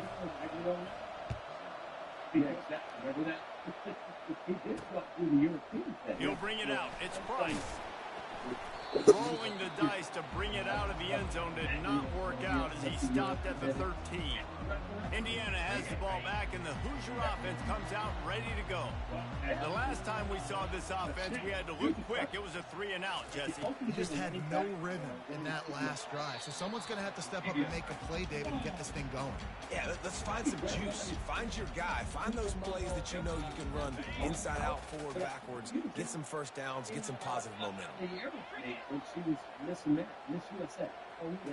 Scanning the field, it's Rourke. And he is snowed under, sacked at the 7. Oh, man, that defensive back just hurled himself in there like a lightning bolt to get the quarterback. And you see the speed, the closing speed to run, chase the quarterback, get him on the ground. That's why he plays defensive back. He looks like a pass rusher here, but you can definitely see he can hit that turbo button. You make up the game plan and not a lot on the play sheet for this. 3rd and long from inside their own 20. Looking downfield, and he needs a bunch. Caught in the backfield, it's Cooper. And he's not going to make it. The defense denying him the first down. The Hoosiers will bring the punt team onto the field. This will be the second time they've had to kick it away. And the punt goes out of bounds. We'll check the spot. Think they'll have it right around the 40-yard line. The Huskies have it back, trying to make this defense bow down to Washington. Boy, David, they would love to stack another touchdown on top of that last drive. And this offense did such a good job on the last drive. Everything in rhythm. And that pass intercepted. And they'll close in on him after a good return on the interception. Nice play by the DB. Most people say offenses have the advantage, right? They know where they're going. They have the footing underneath them. Defensive guys, you still got to guess. You might be a little bit more cautious. No, sir, this defensive back does a great job breaking on the football, going up and making the INT. And the defense snows him under after a very short gain. Picked up 2 yards on that last one. They need 8 on 2nd down. He's looking to throw. Working the middle of the field, and it's complete. Off he goes. And he strides his way into the end zone. Touchdown, Indiana! You know, long outs and posts. You can throw a slant. If your guy is able to make one deep miss and build up some steam, when you've got speed like that, you can take it to the house, and that's exactly what he did. From inside the 10-yard line, he'll bring it back. Nice job by the kickoff team. Everybody stayed in their lanes, and they'll stop him at the 16. And Washington is ready to go back on the attack. Well, let's see if this drive goes better than the last one. They were in and out quickly after the quick pick, David. Yeah, first play, big mistake, man. Now, let's get this offense in a little bit of a rhythm. Maybe before you open it up again, Palmer, or do you trust him right away? He seems to me like the guy maybe that just needs to kind of get into the flow of the game. So maybe you get the running game going here and just give him some easy looks to let him get lathered up. And those physical runs take a toll. It might not be a big gain now, but down the road, third, fourth quarter, late in the ball games, they tend to turn into bigger runs. After picking up a couple, it's 2nd and 8. Wide out in motion. Off play action. Under heavy pressure, lets it fly. He's got it downfield for a huge gain. They're able to keep him out of the end zone. He'll be stopped at the 2 after the big play in the passing game. And the Huskies in the hurry-up. Quick timeout call by the offense after the play. Down the side. Okay, Mr. Kick again. Mr. again. Waddle had the best idea to fix the Cubs bullpen several years ago. You have a live Cubs there, another the reliever that both stayed and under. So once the guys take better pitches, the Huskies trying to get a touchdown on 1st and goal. They're going to run it. Into the end zone he goes. Touchdown, Huskies. Wow, this offense, they have a lot of faith in this running back. Knowing if they get down in this area of the field, he can get it done. He can answer the bell. 2 rushing touchdowns already for this offense. Get it done against the Giants. They got time. He's a goat, right? I believe they have their bye this late. Last week buys, yeah. There's nobody on bye this week, was there? Lining up to tack one more onto that lead. And the extra point is true, and they're on top by 7. Black Friday. It seemed like there was teams on bye, but all these games are stretched out because the NFL didn't care about the players. All right, coming up. What else? Yeah, they don't care about the players. Are you kidding me?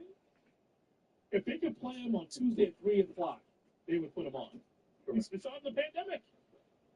More of your phone calls coming up. 312-332-ESPN, 332-3776 is our phone number. If you're on hold, you will be on the air. Manny Recluse fired by the Bears. We're talking about it on the home of the Bears, ESPN 1000. Captain J. Hood, ESPN Chicago. The warmth of the holidays. The chill of Chicago sports. Right the quarterback. And the lineman to protect him. It's the Waddle and Sylvie Holiday Parody Song Contest presented by Dave & Buster's.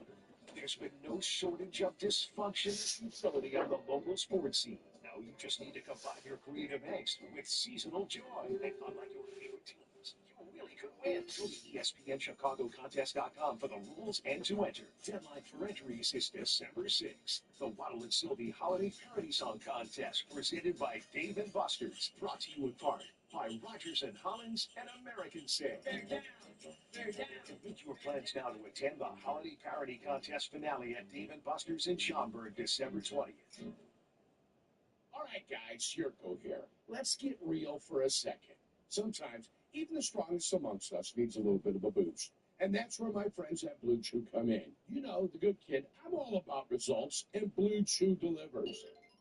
Blue Chew has the same active ingredients as Viagra and Cialis, but it's in a chewable form. So chew it, and you're good to go when the moment's right. And they even have our Denafel mint-flavored chewables. Fresh breath, extra confidence, what's not to love there? Let's face it, we've all had those game day jitters. Butterflies in the stomach, butterflies in the little guy. But with Blue Chew, you're always ready for the big moment. And here's the best part. Blue Chew is a completely online service. No awkward doctor visits, no pharmacy lines, just straight to your door in discreet packaging. It's easy, right? Guys, it's time to step up your game and take control. Get your first month free when you use promo code ESPN at BlueChew.com. Just pay $5 for shipping. That's BlueChew.com, promo code ESPN.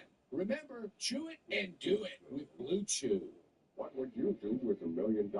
Hard Rock Casino, Northern Indiana wants to give you the chance to find out in our $1 million giveaway. Earn July 1st through December 27th. Then join us each Friday for your chance to win a grand finale spot for a 1 in 500 chance to be the guaranteed winner of $1 million. The $1 million giveaway, exclusively at Hard Rock Casino, Northern Indiana. Must be 21. See Players Club for complete details. Gambling problem? Call 1-800-9-WITH-IT. At Busey Wealth Management, we're proud to partner with individuals, families, and foundations, ensuring possibilities become achievements. From preserving and enhancing your assets to securing your legacy for future generations, we're focused on your success. Busey Bank, building business, growing wealth since 1868. Proud to be the official bank of the Fighting Illini. Member FDIC. Are you ready for Astound's biggest deal ever? Go to Astound.com to order internet packages as low as $20 a month. Plus, get up to a $300 gift card on our fastest internet. Fast, reliable, fiber-powered internet means better streaming, gaming, and secure online shopping. And more time for magical moments. Lock in award-winning internet for just $20 a month and up to a $300 gift card. Hurry, because it's our biggest deal ever. Go to Astound.com today.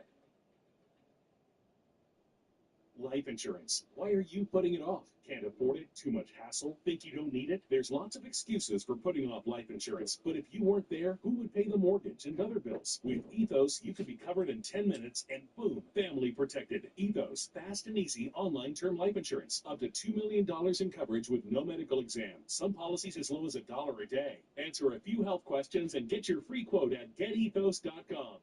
That's getethos.com. The best mornings start with Wrangler. Jeans, jackets, and shirts that get your day started on the right foot. Good mornings make for better days.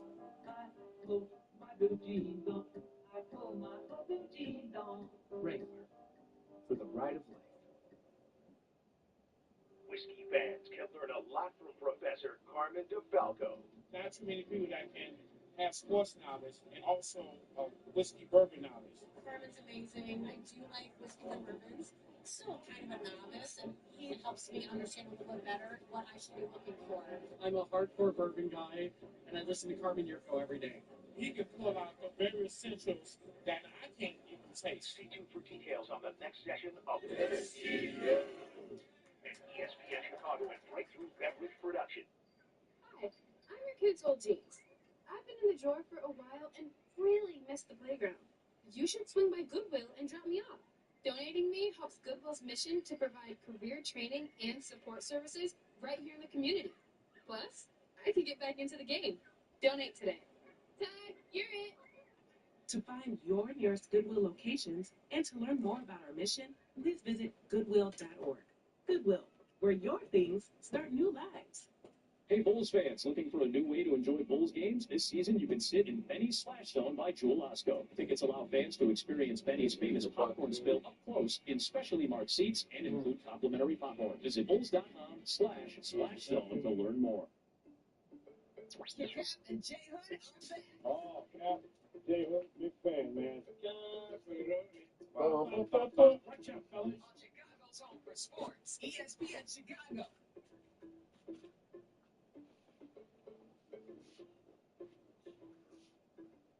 It's a Cap and J Hood morning show on ESPN 1000 and streaming on the ESPN Chicago app. We're talking about Matty Recluse being let go by the Chicago Bears. Thomas Brown is the interim coach for the Bears, and we're talking to you about it. 312-332-3776 is our telephone number. And going back to something Shay mentioned, talking about the big quotes of the Thanksgiving holidays that the Chicago Bears are in search of a leader of men. I just don't believe that that's all that the Bears should be looking for. I just think it's vague. We need leader of men. Hey, Quick strike offense on that three-play scoring drive. And finish the deal with the short touchdown run from the 2. He'll start the return inside his 5. And the returner will be dragged down Indiana sends the offense onto the field. That last drive really productive. David wound up with a touchdown. They'll try to do it again. Yeah, so I don't expect this offense to change too much, Reese. They had a great drive. They got the touchdown. Everything working. I would expect them to keep pushing this ball downhill. And just imagine if they could put another touchdown on the board right here. They could capture so much momentum in this game with back-to-back TDs. Defense in the right spot. They stop him after a gain of 2 to the 28. That's a really good job by the defense, wrapping them up, getting them on the ground, take away that run game, make them one-dimensional, put them in passing situations. Really good job by the defense. Pocket starts to collapse. That pass is incomplete, and they're probably fortunate that it wasn't knocked free for a fumble. We're already in the first quarter, but already you get the feeling this could be a long day for this QB. He's already been sacked. He gets hit right there on the incomplete throw. They've got to find a way to do a better job up front of protecting this guy, or it's going to be difficult to put up points. Gets it to the 46-yard line. First down for this offense. Hard work pays off, guys. These offenses work so hard week in, week out, working on those critical down distances, third downs, and having that conversion this early in the game, that's got to feel good for this offense. A 7-yard pickup. It'll be 2nd and 3.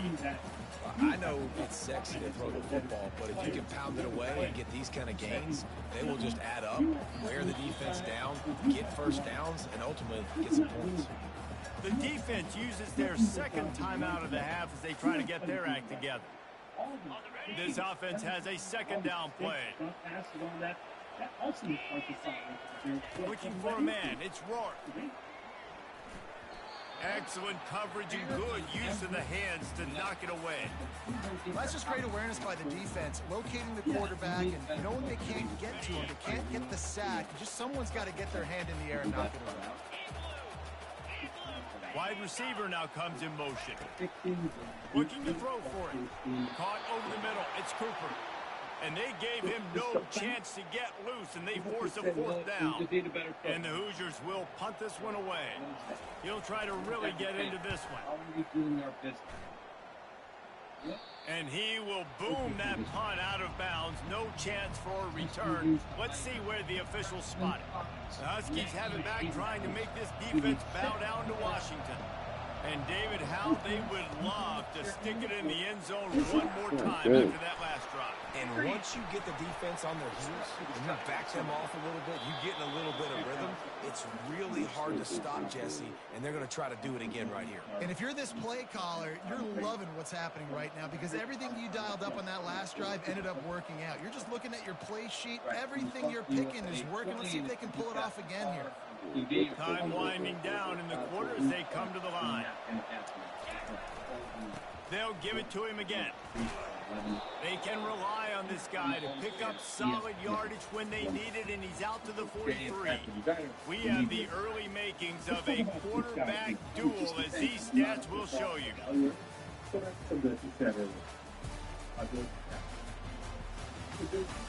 Heading in the opposite directions now as we crank it up in the second. Yeah. Yeah.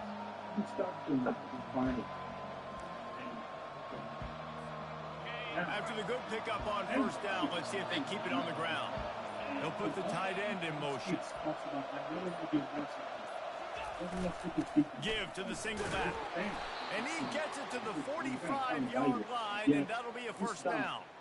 When the Huskies are moving on the ground like this, you will bow down to Washington. Yeah, and I tell you what, with all the rain they get out there in Washington, you better have a dependable ground game that you can go to and establish that tempo. Obviously, harder to throw the football in the rain, so dominant physical trenches. And the defense settled in to stop that one for a short gain. Yeah, and you see running backs in today's football, they play wide receiver basically for you, but you got to find a guy that you can throw it to, and you know he's going to catch the ball consistently. After the short completion, it's now second down. Quarterback making adjustments with his receivers. Back to throw, it's Rodgers. Now improvising. Looking down the left side. Woo. Makes the grab. Gets the foot down. Just precision execution on that big play. Man, if I'm a defense, I got to find a way to get some more pressure on the quarterback or disrupt their timing and their rhythm. I can't give them these big chunk plays through the air. I got to be maybe a little bit more aggressive or do something a little bit different. Jalen Johnson had to be restrained, screaming at Eberflus. This is adversity. We have to go through it, right?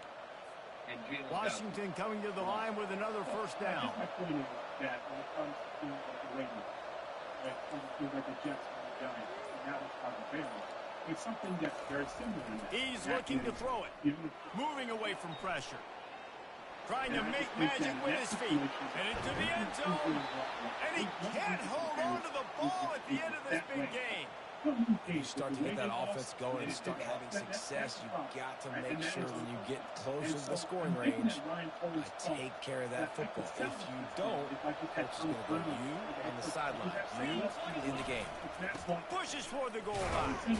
Oh my goodness. Down in the backfield, he'll lose a couple. Washington right back to the line.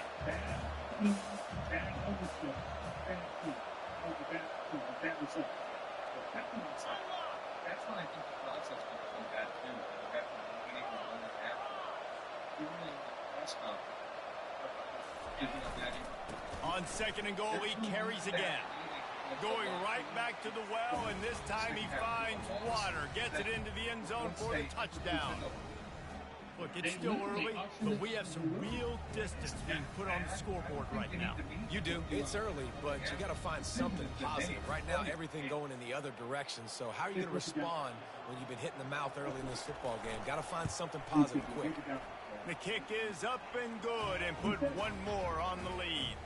We check in with Kevin Connors. What's going on, Kevin? All right, guys, a little update on what else is happening in college football this weekend. Navy is currently trailing, but if this young star leads a comeback today, he could join former Heisman winners Joe Bellino and Roger Staubach among the legends to wear that uniform. It's just a field goal game. They're trailing by 3 to Notre Dame. We've got our eye on this one and everything else going on throughout the day. Guys? Thanks for the update on that one, Kevin. Let us know when it goes final. After the 3-yard pickup, they come to the line 2nd and 7. They'll go right back to it. And excellent vision to find running room there and make a really good pickup before the defense put a stop to it. Well, if at first you don't succeed, try again, right? It's been really hard for this offense in this game to run the football, but they finally break off a big run there. That could be the play they need to really generate momentum and get this run game. Got his man quickly. He's brought down, but he went backwards after that completion, not the way they had it drawn up. Love the awareness by the defense here. They're trying to get the running back the ball in space, but the defense was expecting it. They had guys in position. They located the football, and they went and gang tagged. And here comes the offense on 2nd down. Looking to throw, it's Rourke. Fires to the big fella. And a good job in coverage there as they stop it after just a few. I'll say this, man. In college football, you see a lot of bad tackling. You didn't see it right there. That was an awesome job. First off, being there at the point of attack. Once the tight end made the catch, there was no doubt he was going. Yeah. And the quarterback is snowed under. And I love playing man coverage on the back end, getting in those receivers' faces. Don't let them feel comfortable in run zone where they can find all these holes in the zone, and my rush can't get home. Pressure them, pressure them, pressure them.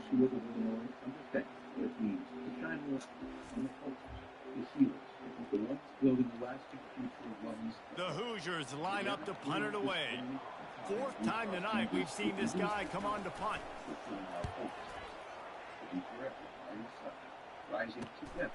Looking for a block. It's Jackson. Found a little running room on that one. Picked up some nice blocks before he's run out of bounds. And Washington is ready to go back on the attack. Jesse looking to take it down the field for back-to-back touchdowns. I think it's really important for them moving forward, too, to have a lot of bounce, right? You want to be able to keep this defense guessing, Pollard. Yeah, and you got me searching for answers after that last drive. You stack another drive on top of this, their defense's heads are going to be spinning all over the place. Quarterback moving. Now he'll let one fly down the left side. And they couldn't make the connection on the long shot.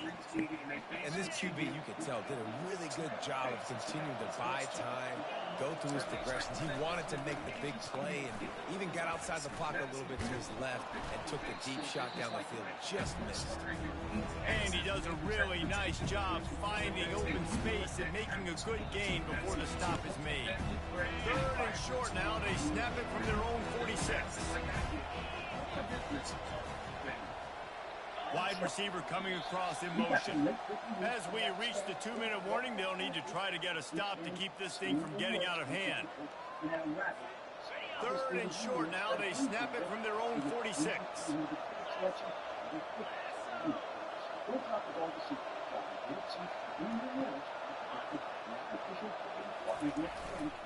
To the ground to try to move the chains. They'll mark him down right there, and that'll be enough for a Washington first down. Well, it's a nice run there to keep the drive going, get the first down. I'll tell you guys, I'm impressed so far by this offense and their ability to run it early. Wants to throw on first down off the play fake. But a little time, lets it go. It'll be incomplete. Tried to extend the play, but just couldn't find anybody open. There's a lot of QBs that when they get hit and when they get hurried and when they get pressured, they become very average. Really nice job by the defense, pressuring the quarterback. Motion by the back forces the defense to adjust. Looking downfield, it's Rodgers. Got away from trouble and got rid of it. A strike downfield. Finally run out of bounds, but he has this offense rolling with a first down.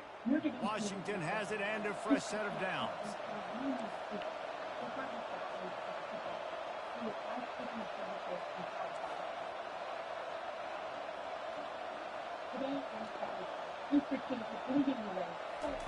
To the air on first down. Throws toward the end zone. And swatted down by the defense to stop the scoring opportunity. Couldn't make the connection on first down. Now here on second. Gonna run it. It's Coleman. Really nice stop there from this senior leader. Washington wants to go quickly.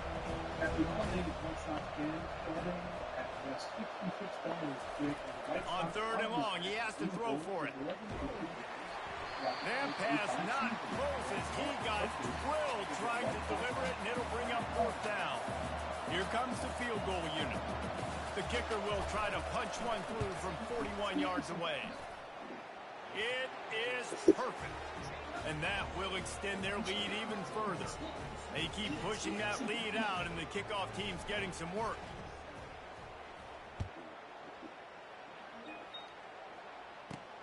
And he takes this from inside the 5.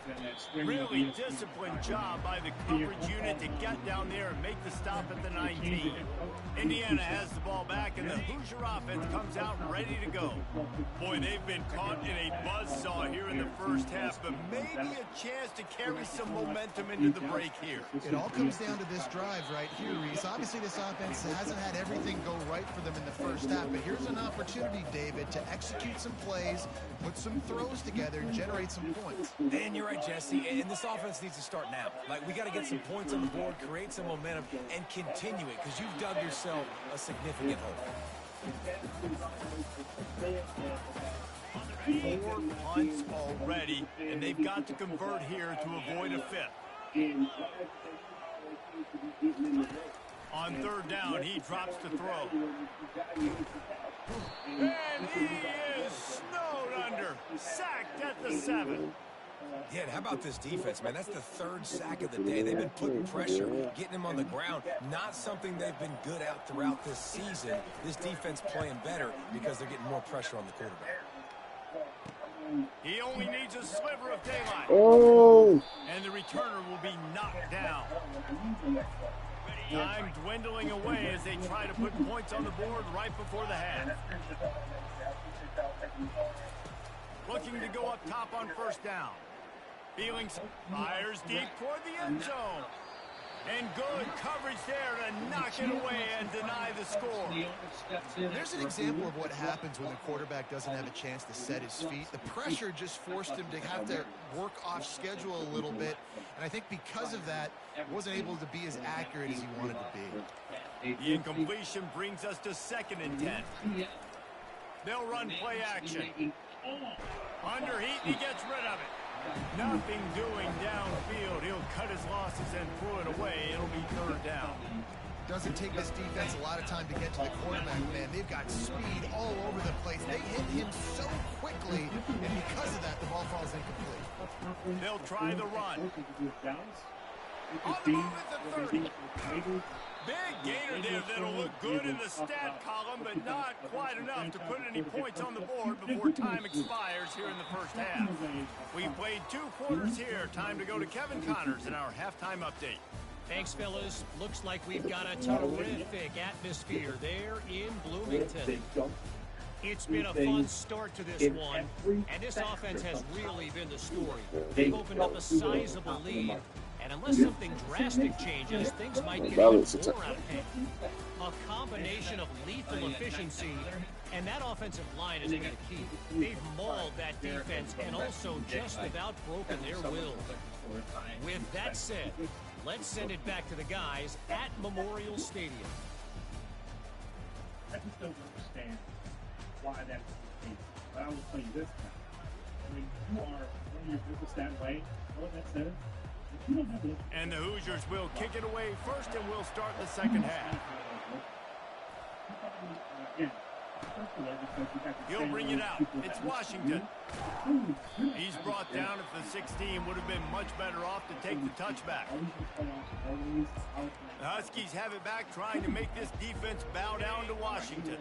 They opened this 3rd quarter on top, and they built the lead on the strength of that running game. And they made a huge statement, too, just proving to the other team that they're more physical, they're winning in the trenches. So here in the second half, David, just keep demoralizing this defense by pounding the football. Yeah, and I'm not going to let that happen. I riled up my guys at halftime. We're going to put more people in the box, and we got to come out and meet the physical challenge of this offense. The give to the back. He'll get it up to about the 32-yard line before he stops, and it'll be 1st down. In halftime in this locker room, there was a lot of positive things to talk about. You got the lead, but you know what else will be positive, Palmer? Get the running game going early in this second half. You're absolutely right here, and I think this coaching staff is going to try to put this game on the offensive line a little bit. Let these guys take this thing over, be physical, and push this defense around. And it's incomplete, but there's a flag in the backfield. Let's see who the call's on.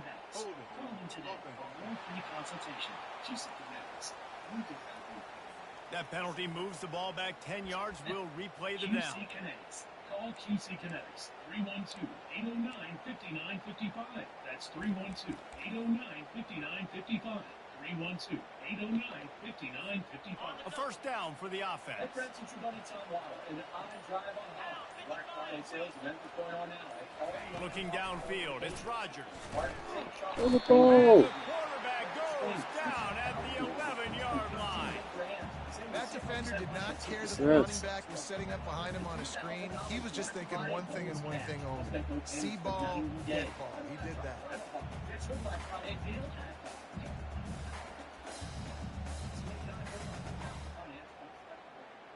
With today's stress and uncertainty, drug and alcohol overdoses have drastically increased. This play will be a big indication of whether this drive goes anywhere on 2nd and long from the 11. The receivers telling the quarterback what they see. Now the play fake. They're trying to get to it. That pass is incomplete, and they might be fortunate it wasn't knocked free for a fumble. It'll be 3rd down. This defense felt coming into the game that if he was going to try to throw from the pocket, they could get to him and affect his accuracy, and they did on that last play. It is 3rd and long. Let's see what kind of arm he's got. And this is dropped. Incomplete pass. He had a huge gain in his fingers, and he couldn't hold on. Washington sends out the punt team. The punter going to get his first work of the afternoon. Bringing it back, it's Price. And the coverage team able to wrestle him down. Indiana sends the offense onto the field.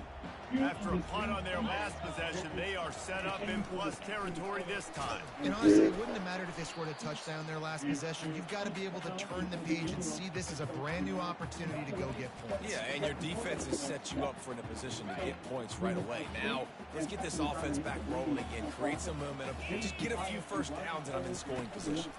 From the shotgun now, here's an inside give. And how about that play by that giant, that mountain of a man on the defensive front? Great team defense on that one play. Everybody doing their job. People winning their one-on-ones, D-linemen staying in their gaps, linebackers and DBs filling. You just can't Damn it. It's caught. And a nice grab with a defender right on him, and he's down at the 20. The Hoosiers have it with a 1st and 10. Leaves it with the back. Bulldozes him. He's run out of bounds after the big gain, and they are in business. 1st and First down, physicality wins football games. Being able to run the football and create balance. And right here, just choose up another first down. Gives you another chance to maybe continue to run the football. And I feel like this guy, too, is just an explosive play waiting to happen. His vision, his quickness, and he's got a burst. If you give this guy just a crease, he's going to hit it. And right now, he's doing some damage on this defense. Looking to throw, it's Rourke. And it's incomplete. It was wild, high and wide on that one.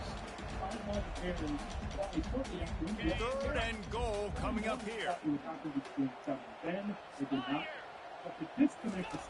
From the gun, wants to pass. And the Heat gets there. And they get it down at the 14-yard line. And the defense just gets their 4th sack of the day. And guess what? This offensive line, they gave up 4 last week, too. So you needed some consistency up front. Make sure you protect that QB that can make those big plays for you. It's wise not to be too greedy, and they'll go ahead and send out the field goal unit. Right down the boulevard, it's good. And let's check in with Kevin Connors in the studio. Kevin? All right, guys, a little update on what else is happening in college football this weekend. Navy is trailing right now, but I'm not ready to say this team is out.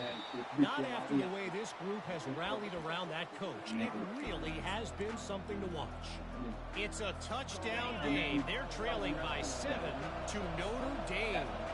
Just another week of college football where we've come to expect the unexpected. Fellas? And how about that one? Devin will be keeping an eye on everything going on elsewhere.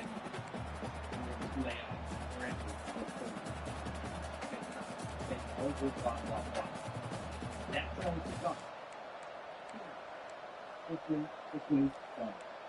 of all, I thought, I know this guy.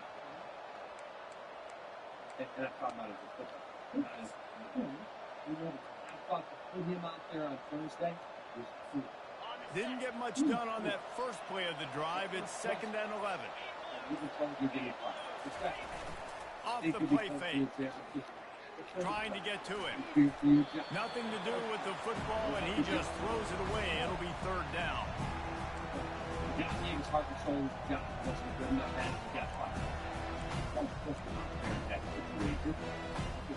If they can convert here, that type of play can really give you a shot of momentum. 3rd and long, and he'll try to throw for it. And he was drilled just as he released the pass. It's incomplete. The Huskies will be forced to boot it away.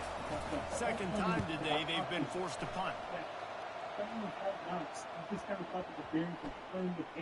And that one will bounce and roll out of bounds. Let's see exactly where they mark it. Indiana has the ball back, and the Hoosier offense comes out ready to go. Always good to get points on a drive, David, but chip shot field goals can leave you a little empty. And I think it's great to get points, but the great teams get touchdowns in the red area. You got to get out there this time and execute a little better on this drive. You're absolutely right, David. Generally, the best red zone offenses are the ones that run the ball the best. So let's see if they can be a little bit more physical on this drive. The offense getting set for a first down from the 45.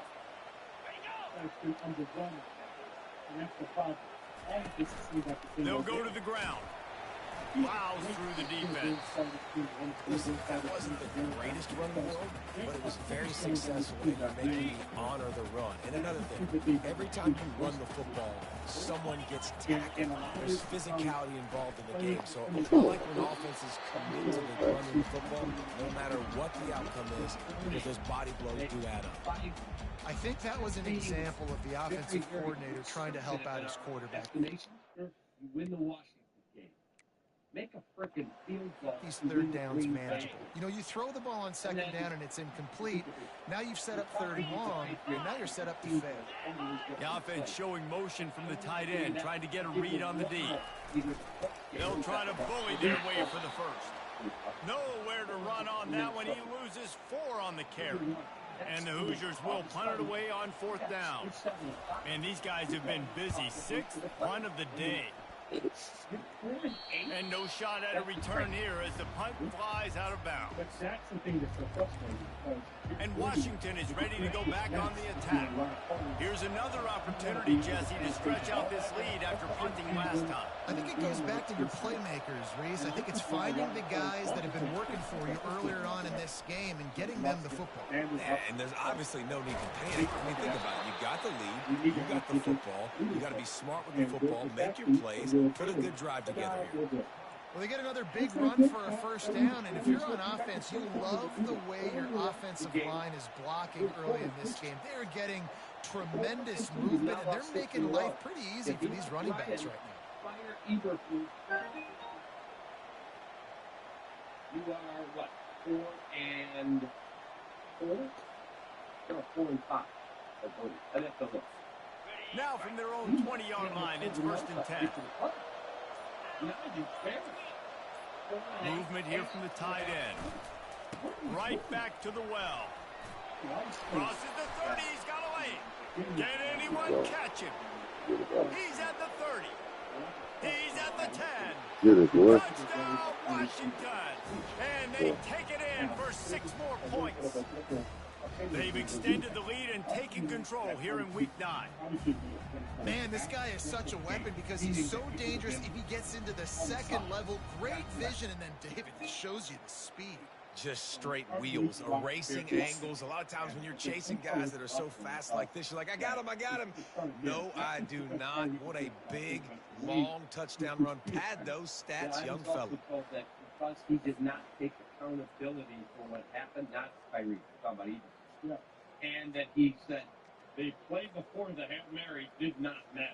It absolutely mattered because Jaden Daniels wouldn't have been able to get the ball all the way to the end zone. If he was They'll try to add another to their lead. Barely got it. And the extra point will tack another one onto this lead. Only took 2 plays to find the end zone on that drive, and gashing them on the touchdown run finished it off. He'll bring it out from inside his own 10. They get him on the ground, and that'll be the final play of this 3rd period. Slipped it up. That's the end of the quarter, and Washington has the lead. Let's trying to take give a quick him a look little at more the room, national push. rankings to see how this playoff race is shaping up.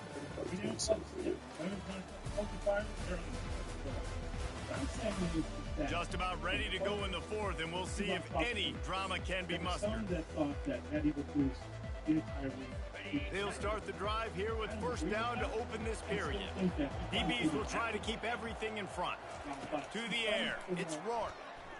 Unloads to the wideout. Got a man in the middle. That one could really put this drive into high gear as they have a 1st down at the 37. I'll tell you, you cannot count this team out because of who's playing quarterback. When this guy's in the game, it's never over. And yeah, they're trailing here in the 4th quarter, but this dude can put up points quickly. Yeah, that's not a foul. Trying to find his man on first down.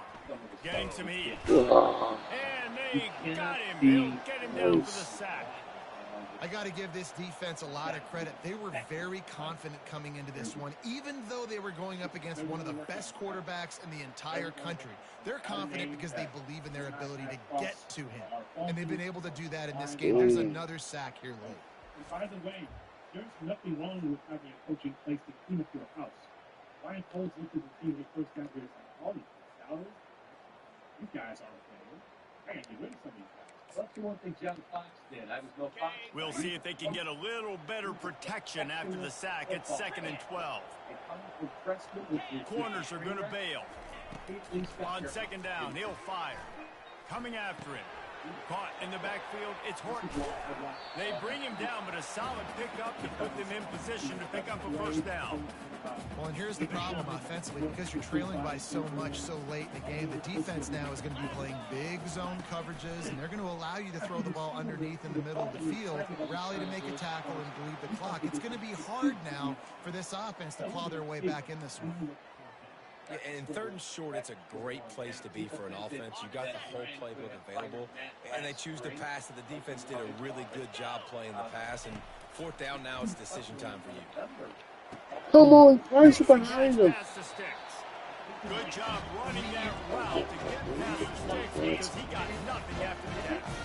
The Hoosiers are moving quickly down the field. They'll throw it on 1st down. Catch in the middle, it's Price. Defense needs to regroup as he gets it down to the 26. This offense absolutely humming as they come to the line again. Wants to throw on 1st down. He makes the connection. And good coverage by the defense, just a short gain. You just get the feeling this defense is going to make it hard on them, right? They've got the lead. It's late. They're going to try to tackle everybody in bounds. Offense is going to have to really work for this and be smart. You got to attack the sidelines. You got to throw 1st down. You got to keep this thing moving vertically down the field.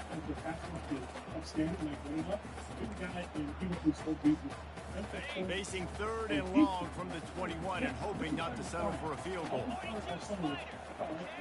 To the air, it's Rourke. Gets it out fast. And he couldn't quite get to the marker, and that's going to bring up a 4th down. Down in the 4th quarter, it's too late for empty possessions. They'll go for it on 4th down. He'll try to throw and pick up the 1st down. They're bringing heat. They got him. It's a sack, and what a stop for this defense to turn it over on downs. I know that was tough, but as a quarterback, you got to know on 4th down, you cannot take a sack. Any way, shape, or form, you've got to be able to get rid of that football and give it an opportunity. That time, I know it wasn't blocked perfect, but the quarterback's got to have more sense of urgency. They'll mark him down at the 40 after ripping off 10. Fresh legs, man, and it is showing, of course, this team had the bye last week, and you're seeing it right now late in the game. Running the football, imposing their will against the defense that looks tired. Of course, they had to play last week, and you're seeing that right now. I'm still having the conversation that morning. And they talked about it, and they probably have to, like you mentioned, kind of against George, the right thing to do, but that's just bad business. The offense lines up at the 40. They've got a 1st down. They'll run the ball. The clock is on their side. He's dropped behind the line of scrimmage. That'll be a loss of 3. It's going to be tough sledding for the offense here. They're trying to ice this game by running the football and bleeding the clock. They've got a pretty good lead here late in the game, but the defense knows the run's coming, right? So they're going to be loading the line of scrimmage, getting stops like what they just did. Be interesting to see what the offense does on this next one. Spins away from the defense. A strong tackle and wrap up from the junior. He knows what's up. I think that it's going to have to hold. He's going to hold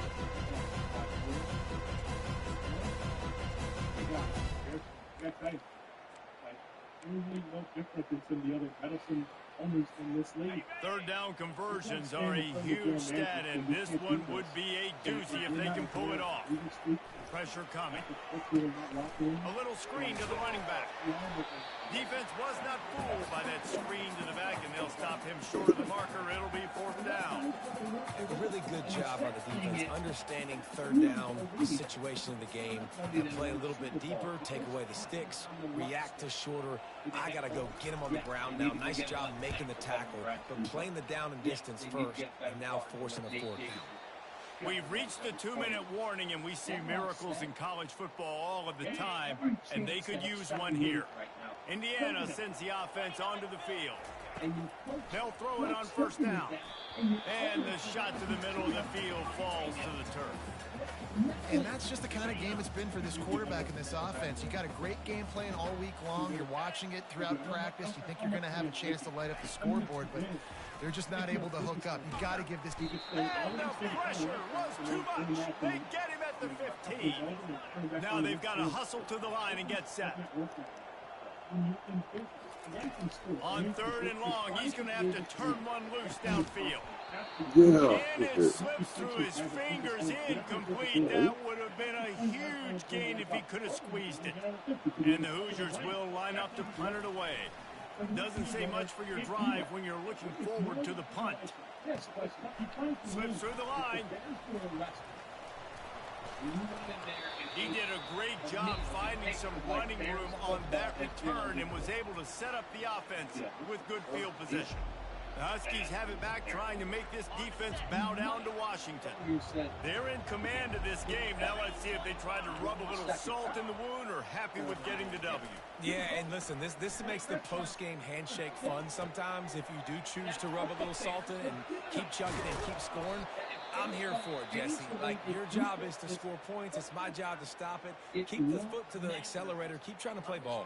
I agree 1,000%. That's like Steve Spurrier back in the day when I was playing for the Gators. You go and play for him because you want the opportunity to throw the ball. So when you get in the game late, you're not handing it off. We were beating Central Michigan by 80-something points. He was still letting us throw the football. It's the defense's job to stop it. On first and goal, let's see what Washington does. Into the end zone. Touchdown, Huskies. And the route is on. They extend this lead, and it looks as if they are going to make it 2 wins in a row.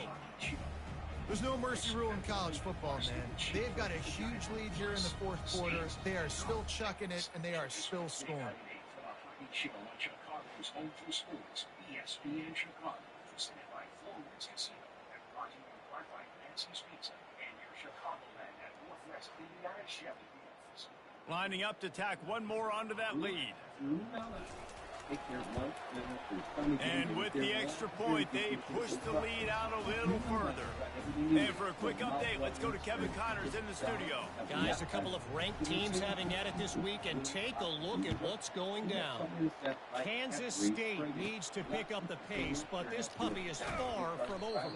And with this crowd there and the Little Apple behind them, I'm kind of banking on a comeback.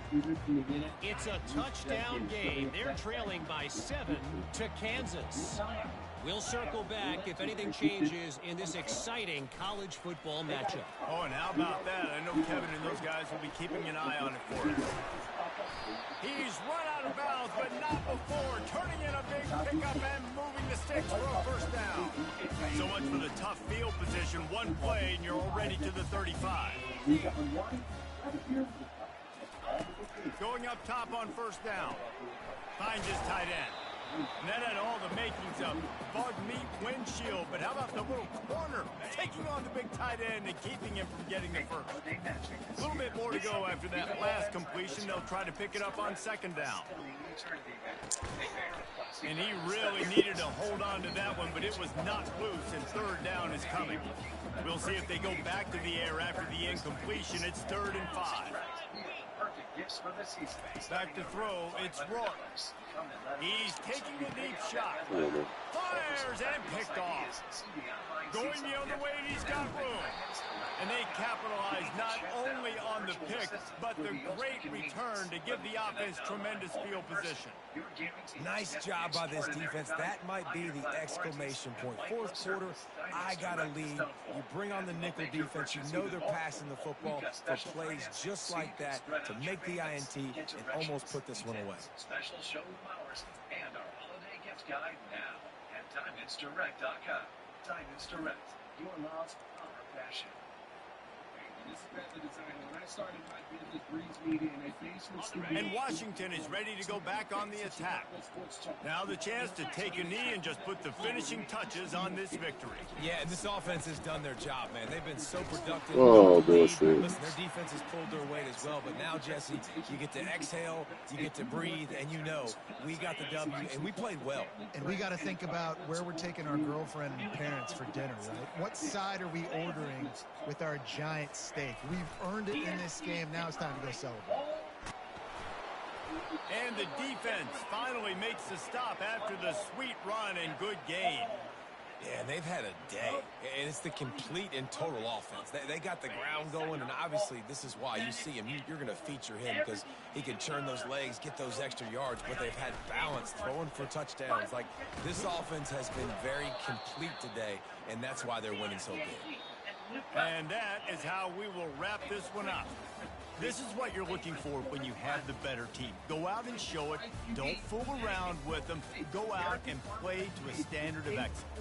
Just dominate. You know you're going to take care of business. You know you're going to win. It's like how many? How many can I win by? And I like that you keep your foot on the gas and just continue to pile it on. It's their job to stop you. Let them do their job. You just keep going on. It's not about the X's and the O's. It's the Jimmies and the Joes. This is why recruiting is so important in college football. They just had better players. More physical, they were faster, and it showed. That's going to do it for us. For Jesse Palmer, David Pollack, our entire broadcast team, I'm Reese Davis. This has been another presentation. You're listening to Captain J Hood. Follow the show on Instagram at The Catman and at IGJ Hood. This is ESPN Chicago. Chicago's home for sports.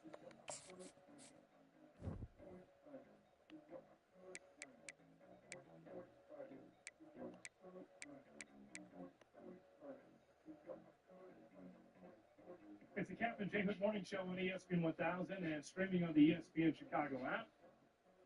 Don't forget to watch the show and all the shows on YouTube, youtube.com with ESPN Chicago. Hit that subscribe button as we talk to you about the Bears firing Matt Eberflus.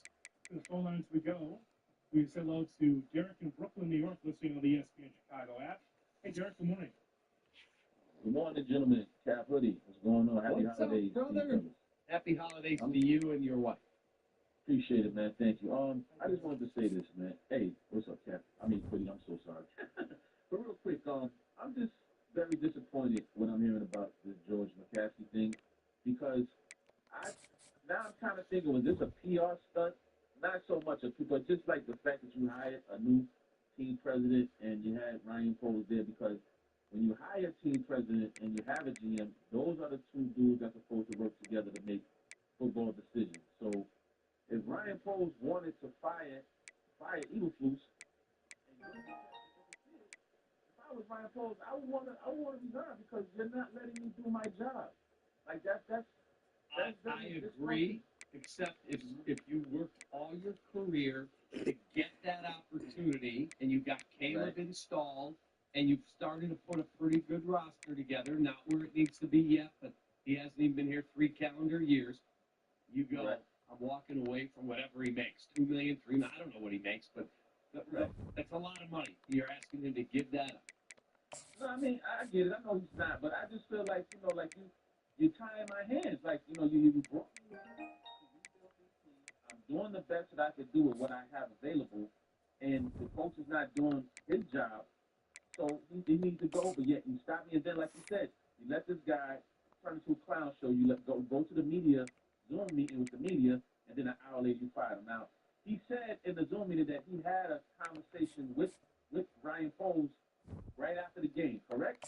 So my thing is, was Ryan Post ready right then and there after the game to fight, and then George interfered? Because it's like you set this man up to look real clownish by sending him out into the media, and then by you doing that, you're making the top of your organization look even worse. So that's pretty much all I got to say. I hope they can work it out. I love the team. You guys know I love the team, and I just want my team, like Cody said, a perennial playoff team, at least have a chance to make it to the big dance every year. But if we don't, at least we made it to the playoff. We made it to the dance. We didn't get all the way there, but we made it to the dance. Listen, love you guys.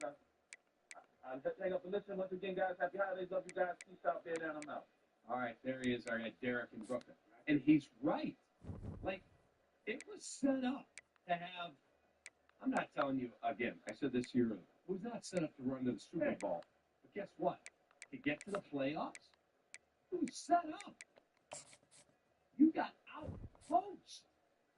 Whether it's the Hail Mary game, the letdown against the Patriots, I mean, the ridiculous defensive play call, which he took, what's the word? He took responsibility for against Arizona on the last play of the first half. The guy rumbled 65 yards for a touchdown that effectively put that game out of reach to what happened against the freaking right. Yeah. I mean, it's just all of it together. Understand. I just find it interesting, Cap, in a season with no excuses. There's a lot of excuses and reasons why the Chicago Bears are in this spot right now. No excuses. Chasing greatness. And the Bears are back to step one. I'll still buy your sweatshirt. 312-332-3776. Telephone me. You know what? And the premise is still correct. You're still chasing greatness. It should be everything in your life. Chase greatness in everything you do. Everything. We go back to the phone line to talk to you. We say hello to Greg and Matson with us on Cap and Jay Hood. Greg, good morning. Good morning, guys. Good morning. How you doing, Greg? I'm good, man. I'm good. I've been better, I'll say that. But you know what? From your last segment, you took everything I had to say. I am a restaurant owner here in Country Club Hills, Illinois. And if I put out a crappy product week after week and day after day, the people are going to stop coming. And the issue is, we as Bears fans and Cubs fans and people that have had, perennial heartbreak, we continue to support. And if you look at it from the McCaskey perspective, it's their bottom line. And it hasn't been effective. And since it hasn't been effective, they have had effectively no incentive to do anything different. Because when you have those board meetings and you got a multi-billion-dollar organization, which is one of the most valuable, it's hard to let those reins go because that's what you are in business for. But if you don't have the passion to put a good product out there, like you said a few minutes ago, regardless of what the bottom line is, as a restaurant owner, I want my people to love the sandwich that I put out. As a Bear owner, I would want them to love the product I put out in Soldier Field every Sunday. And right now, we're not demanding as fans that they do that. Say what you want to say about owners like Cuban and things like that. They have the passion at least to say, hey, I want to put whatever my fans need, I want to put that on the field. It annoys other fan bases, but you come down to Dallas Mavericks, they love him because he at least tries. The Steinbrenners try. They'll open that checkbook. They'll allow people to do what it is that they need to do. That's the issue here. If I have to oversee who's making fries in my restaurant, I got the wrong person on fries. All right, Greg. You're correct. We appreciate the telephone call. 2 mentions of the Steinbrenner family, by the way. I didn't see that on my bingo card this morning. There you go. We got George, and I think Greg's talking about Hal. We'll see if they open up the question. You could keep soda. Could be a cup. All right, we got Matthew Boyd. Who needs soda? We got Matthew Boyd. Yes. Hell yes. Mike is up the north side on Cap and Jay Hood. Hey, Mike, good morning. Good morning.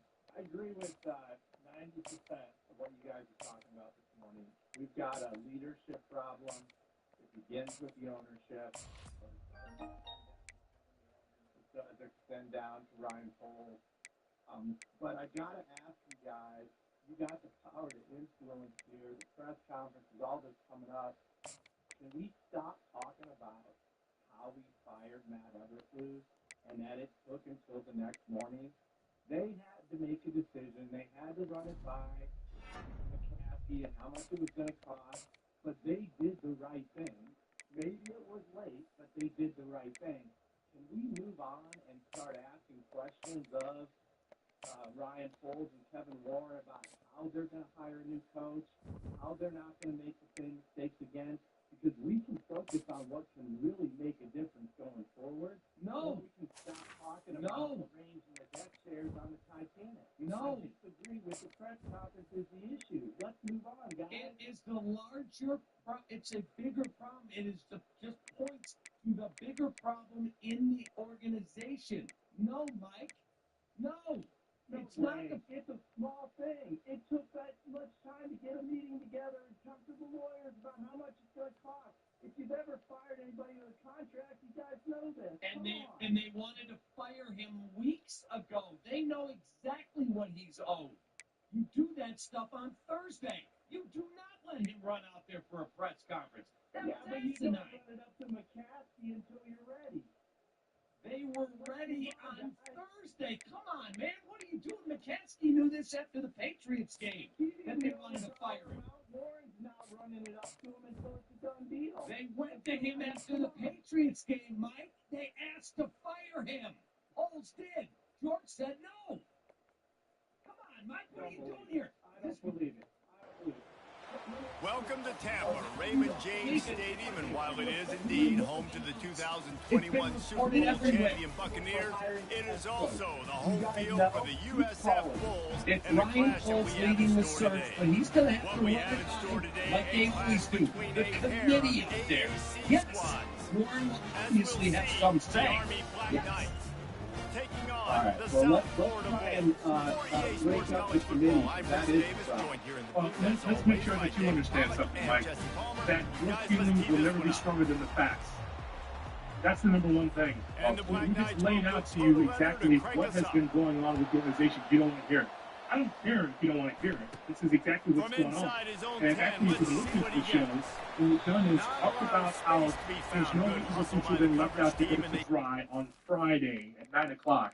And we've also talked about the process as far as who the next head coach is going to be, who it could be. We've heard from Jay Glazer, and others. So we've actually covered all of it. So even though you don't want to hear it, I couldn't care less, because that's part of the story. The biggest news in Chicago sports is that Matty Recluse is fired. And so that's what we're talking about. Don't care if you don't want to hear it. 312-332-ESPN, 332-3776 is our telephone number. For those of you who want to hear more about the Bears, we'll have more next on Cap and J Hood. You're listening to Cap and J Hood on Chicago's home for sports, ESPN Chicago.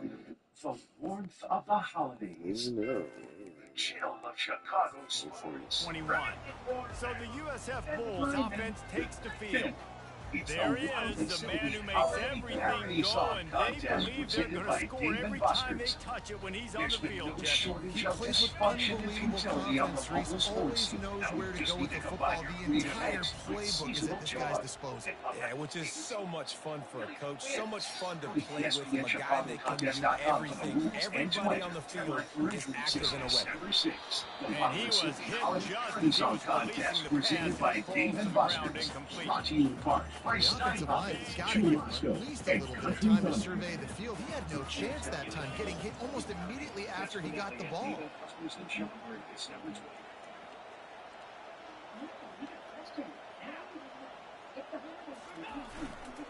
One man in the backfield, and he gets it.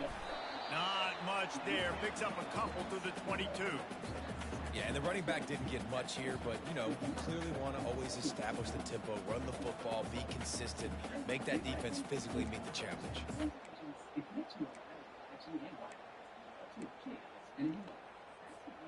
So already they've hit a speed bump on this opening drive. It's 3rd and 8.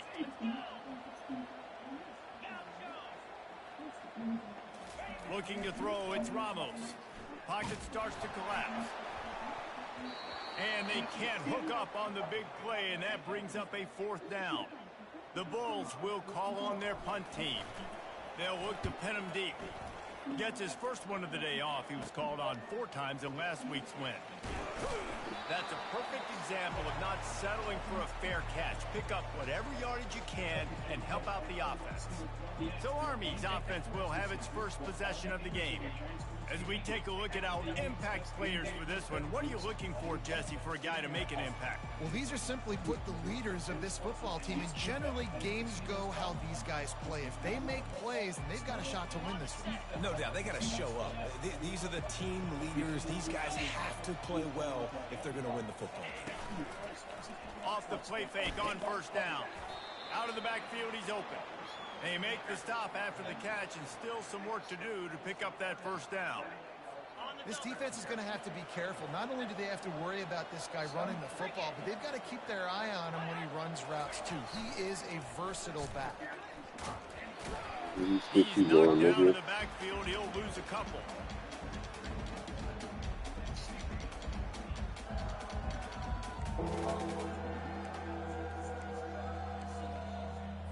This feels like 4-down territory, 3rd and short from the 40. On the move. Only able to pick up a yard before he stopped, and now it's 4th and 3. The Black Knights will try to pin them back with the punt. First punt of the day, and he'd love to lock them up close to their goal line. And it looks as if there will be no return here as the punt goes out of bounds. South Florida has it back, and the Bulls offense will return to the field. Last time, David, it was 1-2-3 kick. The last drive, that 3 and out, sometimes that puts your defense in a bad spot, and you got to get a drive together here so you don't wear the defense out. I just think, David, too predictable, that last drive. They got to do something here to get this defense on their heels. To the ground with the back. Gets it out to the 25-yard line, a gain of 3. Small gain, I know, but again, the defense knows he's going to run the football. He's willing to run the football, not just drop back and pass, make him honor the run game. You got to do a lot of this.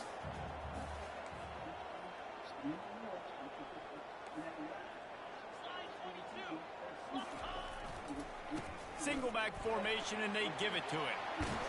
They've got him down at the 40 after he ripped off 15 yards. And here we go. If you're an offense, you've got to get that ground game going so you can have some balance, and then you give it to your quarterback, Palmer, and let him make some plays down the field later on. Yeah, exactly. And coming into this game, this offense knew they were going to have to some way, somehow, at least establish a semblance of a running game for exactly what you just said. You got to be able to use play-action pass later in this game to get some explosive plays down the field, and it's a play like that we just saw, which can help them get that going. Damn it. Fires into traffic. It's picked off. Takes it the other way. And he's wrapped up after a solid return on the pick. Not all guys have the ability to break on the football, go make a play, and catch it. You play defense for a reason. A lot of the wide receivers are the ones that do most of the catching. Great job by the defense securing the INT. On the option. Nowhere to run on that one. He loses 4 on the carry. Man down on the play as the officials take a break to let him be checked out. A negative play to open the drive. Let's see what they've got on 2nd and 14. Goes to the option.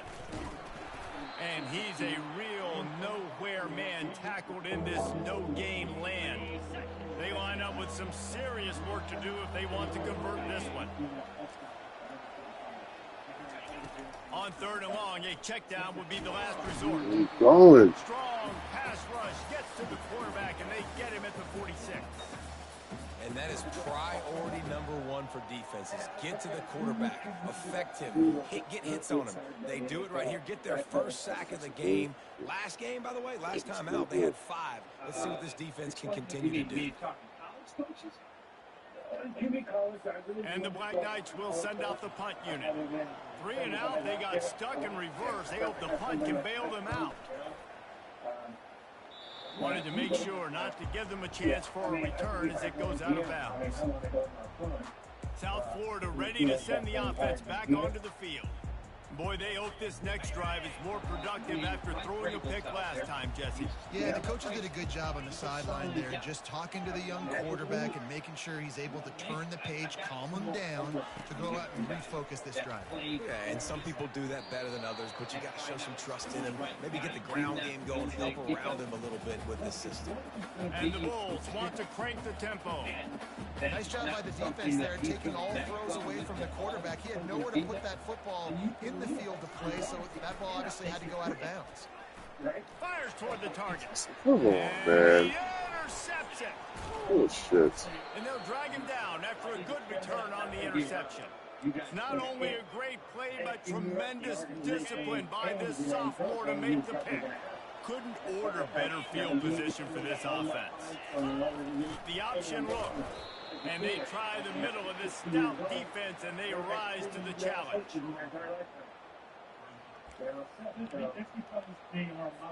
They'll line up for a second down play.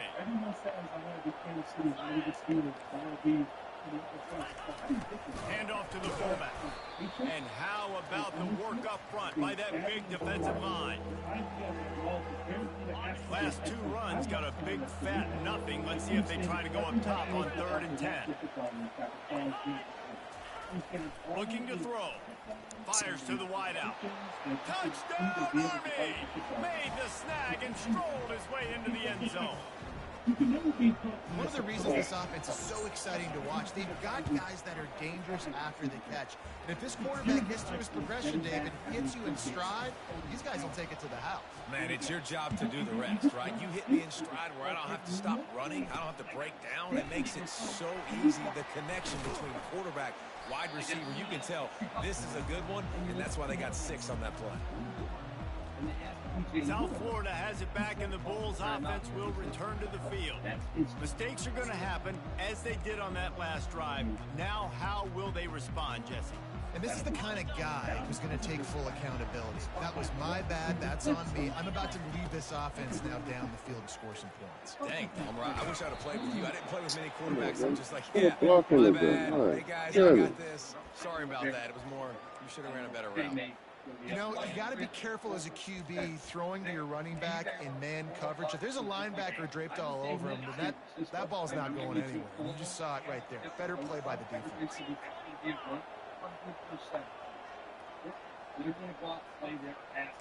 Now the quarterback changing the original play call.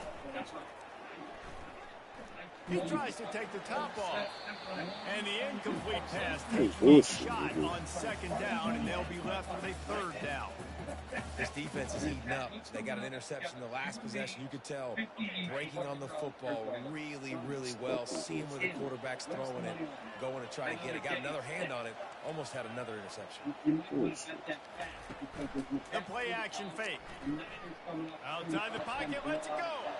Wide open downfield. He's run out of bounds, but a big play on that one, and it'll be a 1st down. And this defense is going to have their hands full because they're going to need to be comfortable with guys one-on-one on islands in the perimeter of the field, and they're just going to have to make better plays than what we saw right there. They knew this offense was going to try to be aggressive. Got to need better effort in the back end for this defense moving forward. The Bulls have it with a 1st and 10. It's a draw. He's knocked down in the backfield. He'll lose a couple. They try to go draw, but there's just way too much penetration in the middle of the offensive line. And the offense has a negative play. After losing a couple on that last play, here's 2nd and 12. Fast motion from the offense. They'll leave it with him. They finally make the stop, but the big run is plenty to move those sticks for the 1st down. And the Bulls are marching down the field.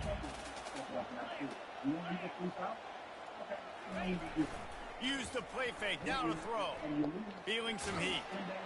Hit hard as he released the ball on that 1st down pass, and it never had a chance. He didn't have a whole lot of time to get rid of that one. The defense was all over him right after the snap. No wonder that thing fell. The give to the tailback. A pickup of 8 now to convert this 3rd and 2. Listen, you got to be able to know what play to call and what hole to go through. Like the line blocks for a certain hole. Good job getting through the hole, getting what was blocked, getting a nice positive gain, making your situation really good on the next down. Ball just inside the 40 at the 39. It's 3rd and short. Wide receiver shows motion. He's looking to throw on 3rd and short. He'll pull it down and run. He will step out of bounds, but not before the big pickup and a 1st down for this offense.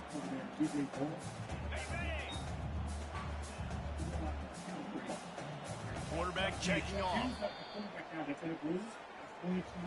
Guys, it is Army who carries the lead into the quarter break. 1 period in the books, and let's take a look at the stats.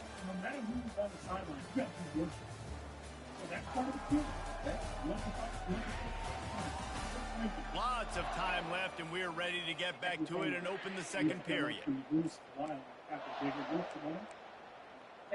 guys. It's a very happy Monday with we just today. I actually agree with quite a bit of what you say. I mean, 1st down to start the drive after the break. I will say that was pretty cool to out there. The give on the counter. And that's a very productive 1st down play, bringing up 2nd and 3. The counter play is a great play to mix into their base concepts. Obviously, everybody flies to the football, bang. Now you pull a guy, you go backside, give him a little counter, keep the defense off balance. Back to throw, it's Ramos. On the run, still looking. Got some room, headed to the goal line. And he'll step into the end zone. Touchdown Wolves. They just took the air out of that thing. That might be an understatement. They took the ball away and just wore down, just grinded away at that defense.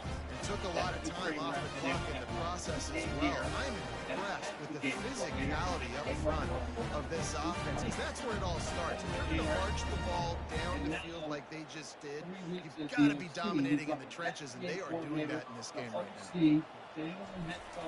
And the extra point is good. Let's go to the studio now and check in with Kevin Connors. Kevin, what do you got? A lot of eyeballs on your game, guys, and a few on this interesting matchup as well. Boise State is trailing right now, but I'm old enough to remember the 07 season where this program ran the Statue of Liberty play to win the Fiesta Bowl. If that group could find a way, there's hope for this team. It's a close one right now. They're trailing by 1 to San Jose State. We are the eyes and ears of the college football fan, and we've got you covered all day here in studio, guys. Thanks for the update on that one, Kevin. Let us know when it goes final. Hey, how about it? How about the old toss play, right? QB catches the ball, tosses it to the running back. Listen, it's got to be thrown out in front of him so he can continue to run. And then the offensive line has to do a really good job of getting the edge so he can get north and south. You used to see that play a ton back in the day. You just don't see much of it anymore. Well, with the weapons this offense has, you knew it was just a matter of time in the run game before someone was going to break a long one. They'd just been running into a wall. They just couldn't seem to find their creases and get enough movement up front, but they finally got it there, picking up the first. Let's see what happens next. They'll run the option. And maybe they want to try somewhere else because there is nothing doing in the middle of this defense. Nice job by the defense shutting down all the options, making sure it wasn't easy to read. Nice job going to the quarterback, getting him on the ground.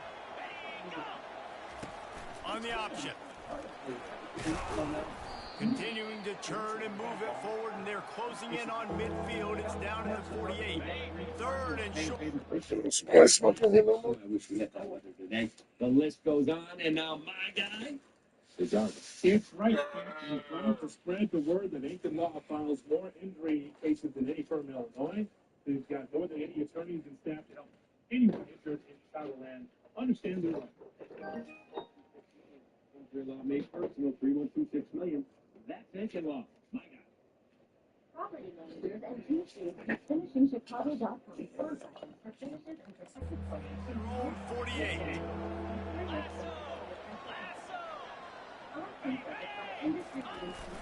Trying play action.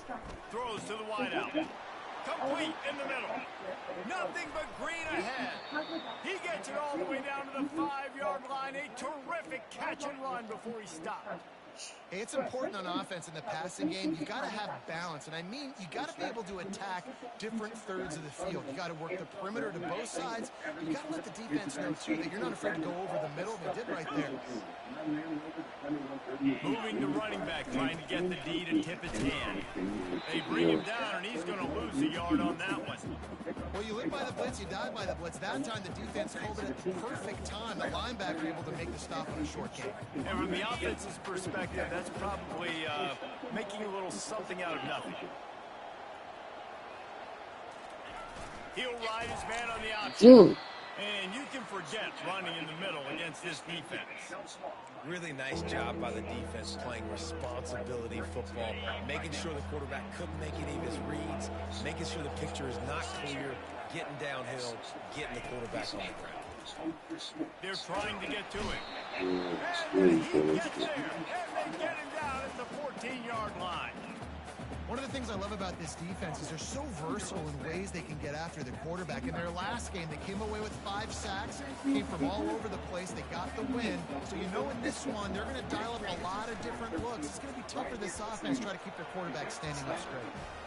He splits the uprights and puts 3 on the board. And with that, they've taken the lead.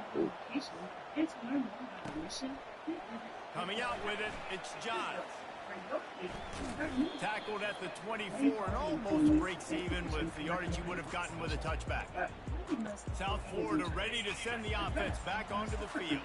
There wasn't much need to throw it around on that last drive for the touchdown, Jesse. They got it done running the ball. And David, I don't think you have to overthink this thing. If they can't stop you running it, why would you stop handing it off? Just keep at it here on this drive. Well, and if I'm the defense, I'm making some changes. I'm bringing in more big bodies. I'm playing more aggressive towards the line of scrimmage. I am not going to let them have that kind of drive again. 8-yard pickup on first down leaves them with 2nd and short. Leaves it with the running back. Not a lot of daylight. He gets 1 to the 32. You know, I think a big part of this isn't necessarily scoring a touchdown on that play, but you're just trying to get your offensive line in the rhythm of the game. Let those big fellas get lathered up. Motion from the offense. On 3rd and short, they keep it on the ground here. Great pickup as they'll keep this drive moving, and they've got it at the 45. Big 3rd down conversion, getting the ball to your running back, and he does the rest. This guy, I think, will get a lot more touches. And you want to know why he's on the field on 3rd down? Because he can block, he can catch the ball, and you can also hand it off to him, and he can go find the sticks and keep drives alive. What a weapon. It's complete to the right. And they pick up just a few on that completion. Again, this is a running back that can hurt you running it between the tackles, and he's dangerous out in space. They like to throw it to him out on the perimeter as he picks up a couple of yards there. Yes, I think you've got to dropping back, it's Ramos. Trying to burn this defensive back. Come on, man. What the fuck? 3rd interception of the night. And they'll close in on him after a good return on the interception. QB never saw the defender. He's staring his receiver down, telegraphing his throw, and the DB jumped all over that. They'll move the running back to try to force the defense to adjust. We've reached the 2-minute warning, and we'll see if the offense can build on this lead before the break. Here comes the offense on 2nd down. He's looking to throw. Grabbed in the backfield. It's Rudolph. Not a whole lot of room there on that screen pass as it just never developed. I like the mitts, the big fella coming in with the catch. Hey, running a little bit of a route, showing a little wiggle, getting open, throwing the football. That's my catch, big fella. Unloads to the wideout. He's got an open man. And they'll finally get him down after a terrific pickup. The Black Knights getting set on 1st and 10. He's going to pass. Fires to the wideout. It's caught downfield. And he makes a completion. They're set up and in business at the 20.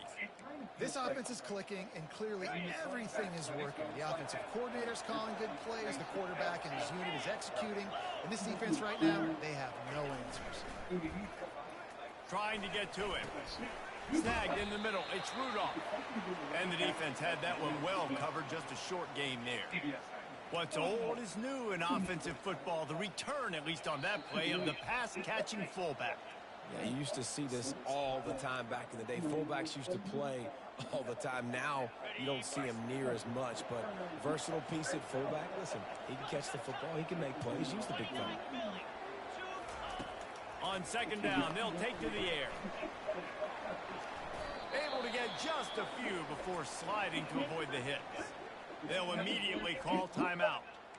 Well, great job there by the defense because they weren't able to get him sacked right away, but you saw the coverage in the back end. Nowhere for the quarterback to throw the football. Didn't get the sack, obviously. You don't get the negative play, but you also don't give up a big one. You're feeling pretty good about where you are right now in this drive.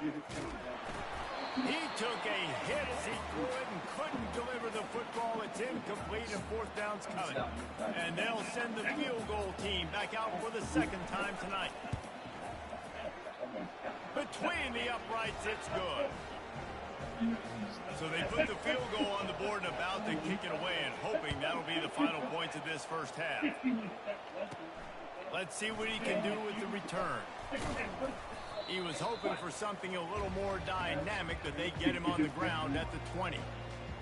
South Florida has it back, and the Bulls offense will return to the field.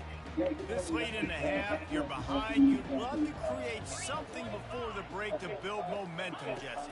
But you've also had some miscues on offense, a big part of why you're losing the game right now. I'd take it into halftime. Whoa!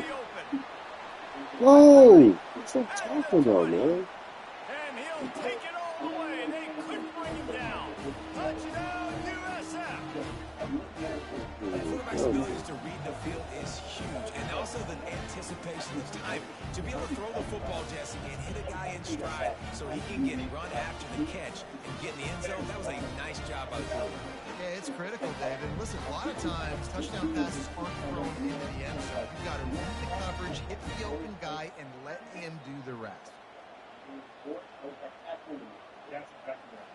Combined with some energy. And we'll see if he's the right guy. Let's not play out. There, and I'm not all there yet. I'm open-minded. Not saying no. I'm not all there. We've got Pat and we've got Shay coming up next. Get your phone calls. Thank you, Shay. Thank you, Big Mo. Let's do it tomorrow. Let's do it. PAT unit on the field. And the extra point gives them the lead of 14-13. If only it were always this easy for the offensive coordinator. One play, big chunk yardage, put points on the board just like that.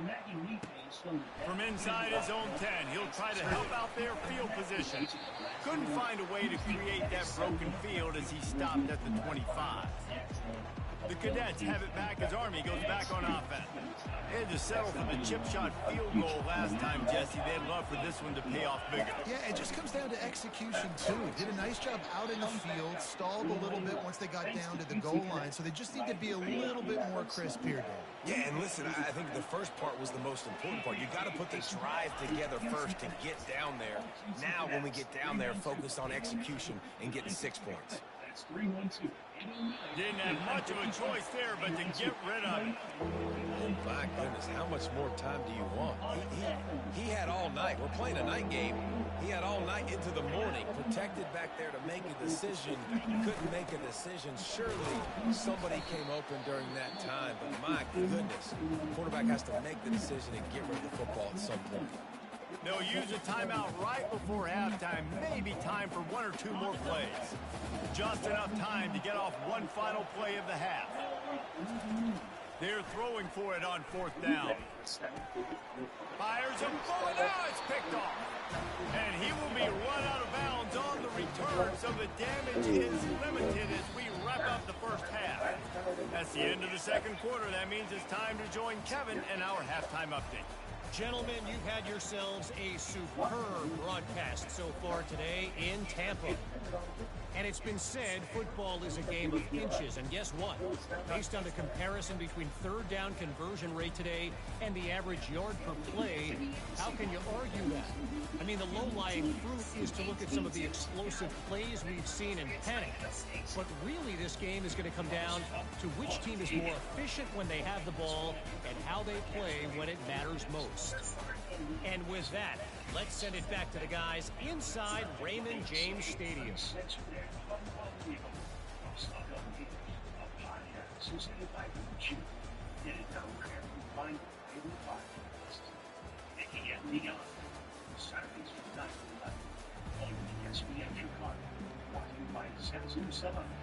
The Bulls will kick it off to start the second half.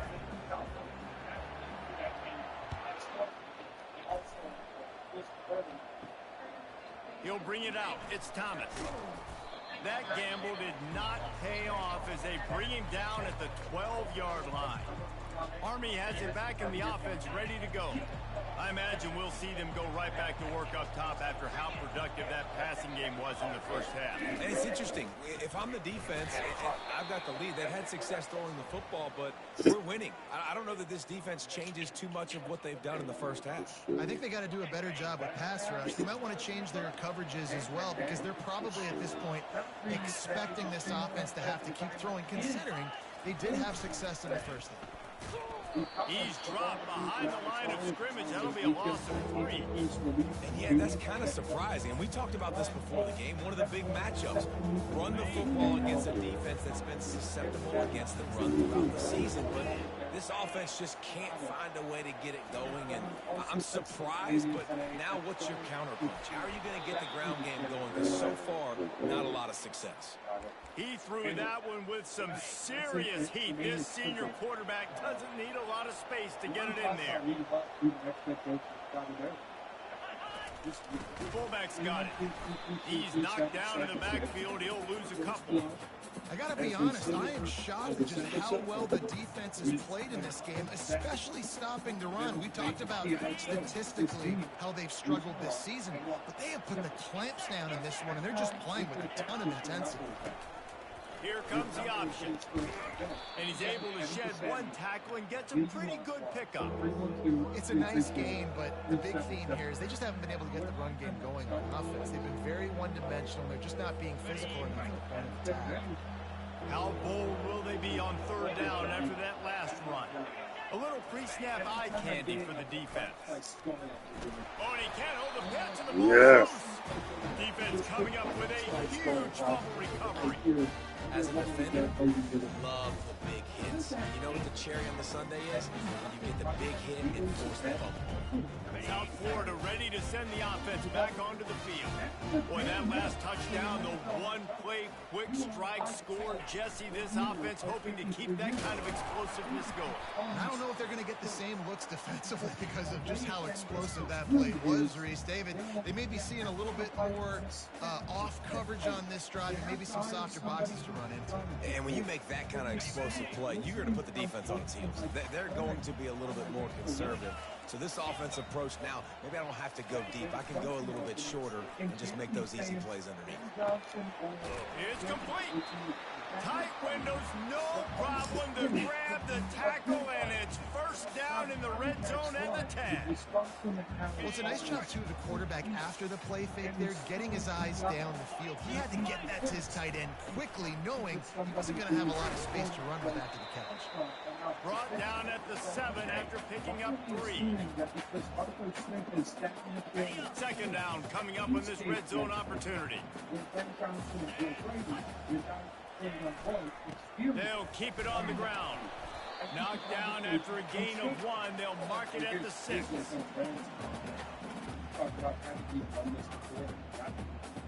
Linebackers moving, trying to confuse the quarterback. They'd love to pick up this third down and get a fresh set with first and goal. Getting some heat. And the defense is there to stop him short of the first down. And they'll have to settle for a field goal try. And this ought to be a chip shot from about 20 yards out. Absolutely perfect. They were able to get a field goal on the board, and now they'll kick it away. And realistically, he would get 2 years into his second year. The returner will field it and bring it back. And the coverage team able to make the tackle. And I think that the Cadets have it back as Army goes back on offense. And the fumble on that last drive could have been much worse, David. They bailed him out. They held him to a field goal, so that's the good news. Now this offense has to get it going. Forget about the fumble, Jesse. Move on. Be positive. And they're upset with themselves, too. They're an offense that pride themselves on ball security. Let's see what they do right here. Let's make a mistake because we are doing it. Guess what? Belichick made mistakes. And now on second down for this offense. You know what's the leaders of men, if we're going to use that term, the back goes in motion. The give to the fullback. And maybe he'll get back to the line of scrimmage, but no more than that. Now facing a 3rd and long. From the gun, wants to pass. Throws to the back. Grabbed over the middle. It's Valdez.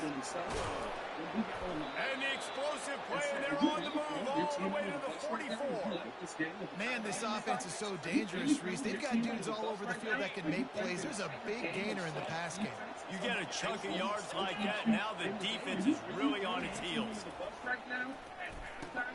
And he drops it, just took his eye off of it in the last minute. Well, he did a good job getting to the middle of the field. That's where the offense wanted to attack on that play. He's just got to do a better job looking that football in.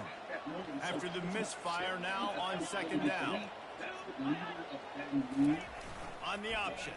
It's an overused term, especially and he put his foot in the ground and turned it upfield and turned it into a big play. Great decision to keep it. And the Black Knights look to keep this drive humming. It's not. The give to the fullback.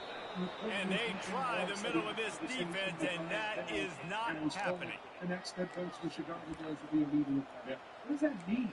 I'm a head coach of this football team. I don't care who it is. Second down coming up. I don't care if it's an offensive guy. I don't care if he's a coordinator who's never done it, or if he's a failed head coach 6 times. Pre-snap motion in the backfield.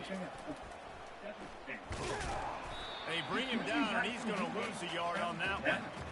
Well, the head coach told us in pregame he liked the way his defensive speed matched up, and it's really hard to get the edge against these guys. And everybody wants to run outside and get fast guys in space, but you look at how fast these backers close and run the football, it looks like you've got a little bit of space out wide. Yeah! One more time to throw. Quarterback is sacked at the 35. And the defensive line, you know, 3rd and long situations, I'm rushing the quarterback. You bring in the nickel, a little bit more speed on the field, and the defensive line gets home and gets the sack on 3rd down. Yeah. That's where you lost. It's not the Monday to Saturday. And they'll run the field goal unit back out there. This kicker has already banged a couple through. He's going to reach for a long one, a 52-yard attempt. It is good. We check in with Kevin Connors. What's going on, Kevin? Guys, let's take a look at what's happening in a great college football matchup. Colorado is currently trailing in this one, but I've seen crazier things at Folsom Field. Trust me when I tell you that. Guess what I'm saying is a comeback could be in the cards. They're trailing by 10 to Utah. We promise to keep you posted on what goes down in this exciting college football matchup. And how about that one? Kevin will be keeping an eye on everything going on elsewhere.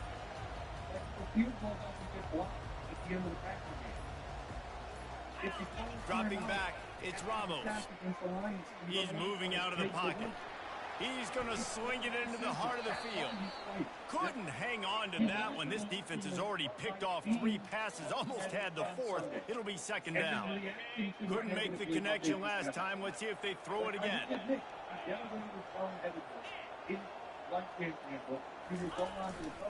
They'll give it to the back.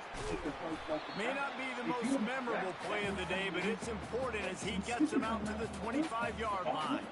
He's piled up 82 yards on the ground, and he's been terrific all season, ranking in the top 10 in rushing. They'll stick to the ground, looking for the marker. Still running at the 40. And it is a chunk play, a huge gain on that one before the defense brings it to an end. What a great run there. In 3rd-and-1 situation, though, David, that has got to be demoralizing for a defense because they were packed up close to the line of scrimmage, expecting run on that one. They're playing aggressive, but great offenses have the ability in predictable situations like 3rd and 1 to get first downs. And the Bulls with the 1st and 10. Quarterback changing the plays at the line. He'll come out throwing on 1st down. Unloads to the wideout. Pulls it in. Finally run out of bounds, but he has this offense rolling with a 1st down. I'll tell you, if you're going to throw it to the perimeter of the field against zone coverage, you got to have really good anticipation at quarterback, and you saw it there. He threw that before his guy had even turned around. Accurate throw, they're able to make the play and get the 1st down. As they get set to snap it, time winding down here in the quarter. Tackled at the 31, they'll give him 6 on the play.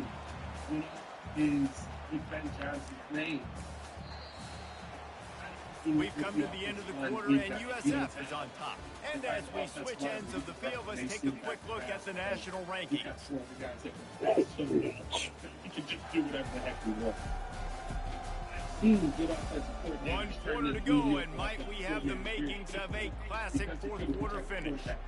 Your hope is that Ryan Poles magically figures it out, doesn't go into this draft and draft a bunch of guys. 2nd down now as they're ready to go back to work.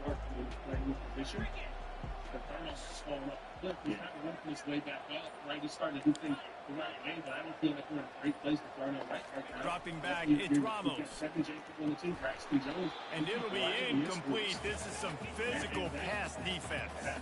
The Bulls headed quickly to the line. He looks the exact same as he did. One back in the backfield, he gets the carry. He gets it so close to the 1st down marker, but I think he's going to be a touch short. They move the tight end all over. On 4th down, flexing that muscle in the run game. And he's brought down after a nice gain. Yeah, and if this offense can keep that rolling, if they can keep the physical ground game and continue to add these plays up as they go along, long drives, eat the clock with the lead, this coach will be ecstatic. Now down to the 12-yard line, it's 1st down. They go to the ground. Pickup of 1, it's down at the 11. You got a chance to look at the Patriots. Operating in the red zone here on 2nd down. And the Bengals is the one that scares me. Because it's the situation that we're in. The give to the right. And he runs it all the way down to the 3-yard line before he's finally knocked down. And a nice job by the running back, finding space, getting downhill, making a good run. Great job finishing with his pass. Really need to pick up this conversion and avoid having to settle for the field goal. He's going to magically be able to play football again. Trying to pick it up on the ground. He stopped just short of the goal line, but they'll have it 1st and goal from the 1. And this offense not only has a chance to extend the lead, but they can also drain that clock. Slams it ahead. Just hammer it with this running back again, and he noses his way into the end zone. Follow the blocker. The offensive line will take you to the hallelujah land.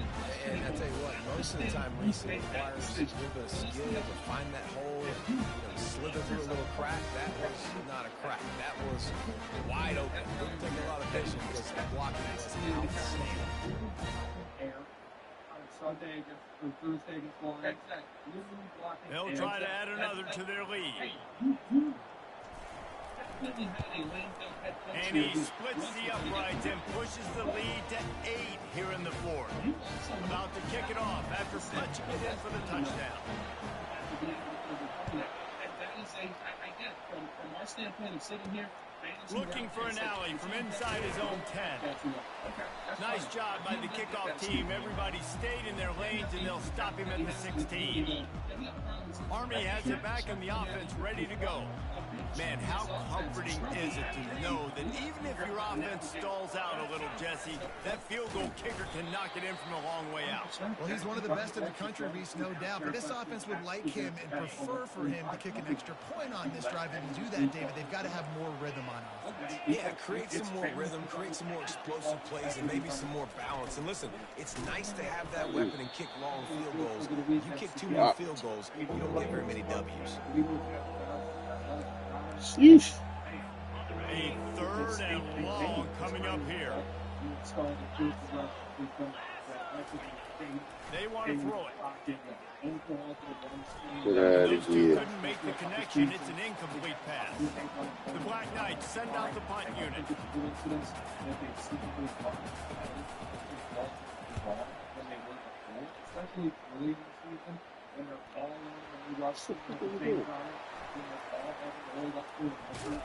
They make the stop, and that is exactly what you want out of your punt cover unit.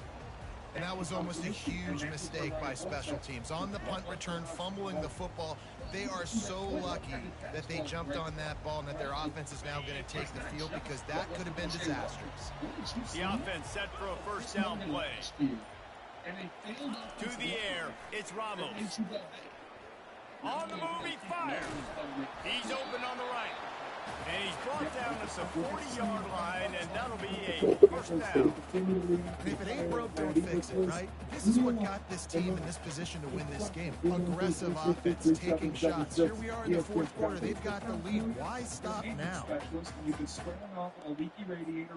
After that big gainer to open things up, they'll put it in play from the 40. They'll keep it on the ground. The clock is on their side. Turns it on to midfield.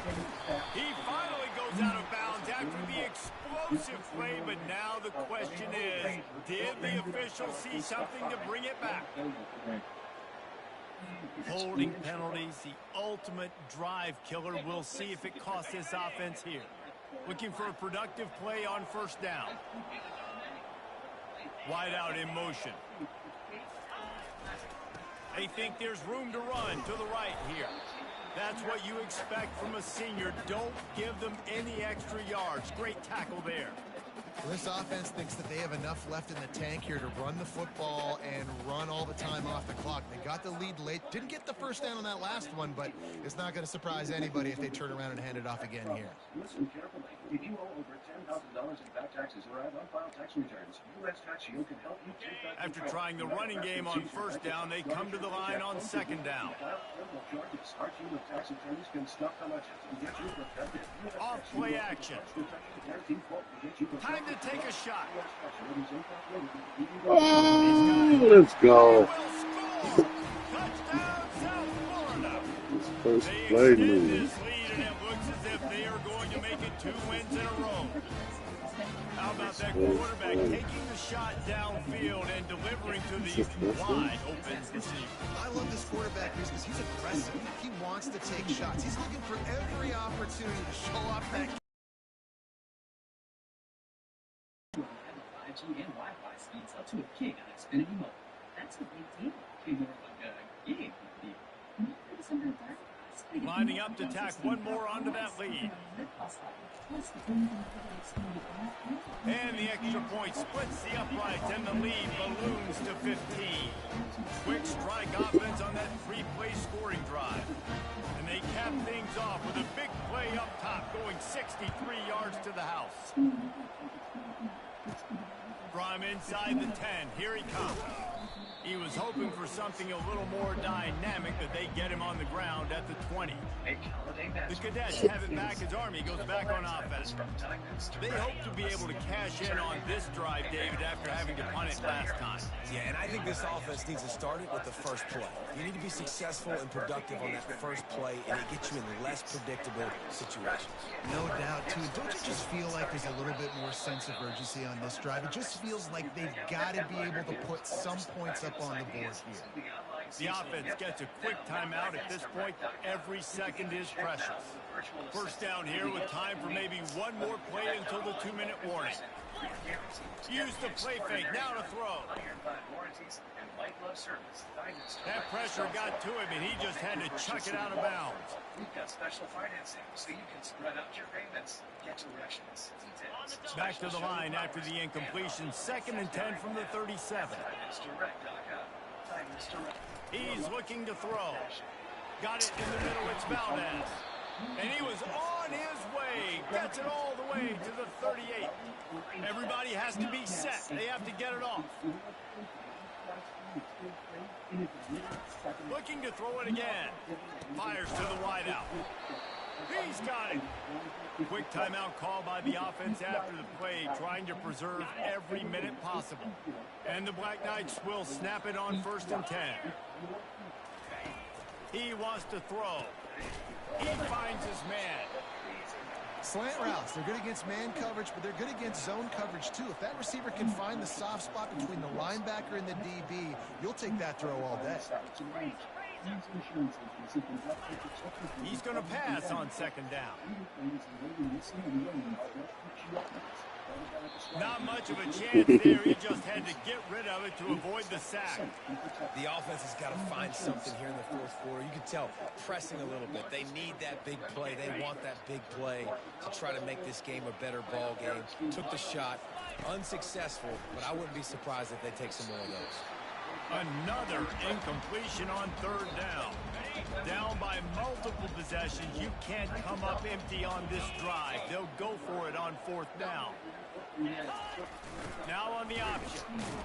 Get out of here. Will not get it. A 4th down stop for this defense as they try to salt this one away. On 1st down, here comes this offense. Now this team has consecutive wins, and when you start expecting to find ways to win games and you expect that you will perform well enough to do so, that's really hard to stop.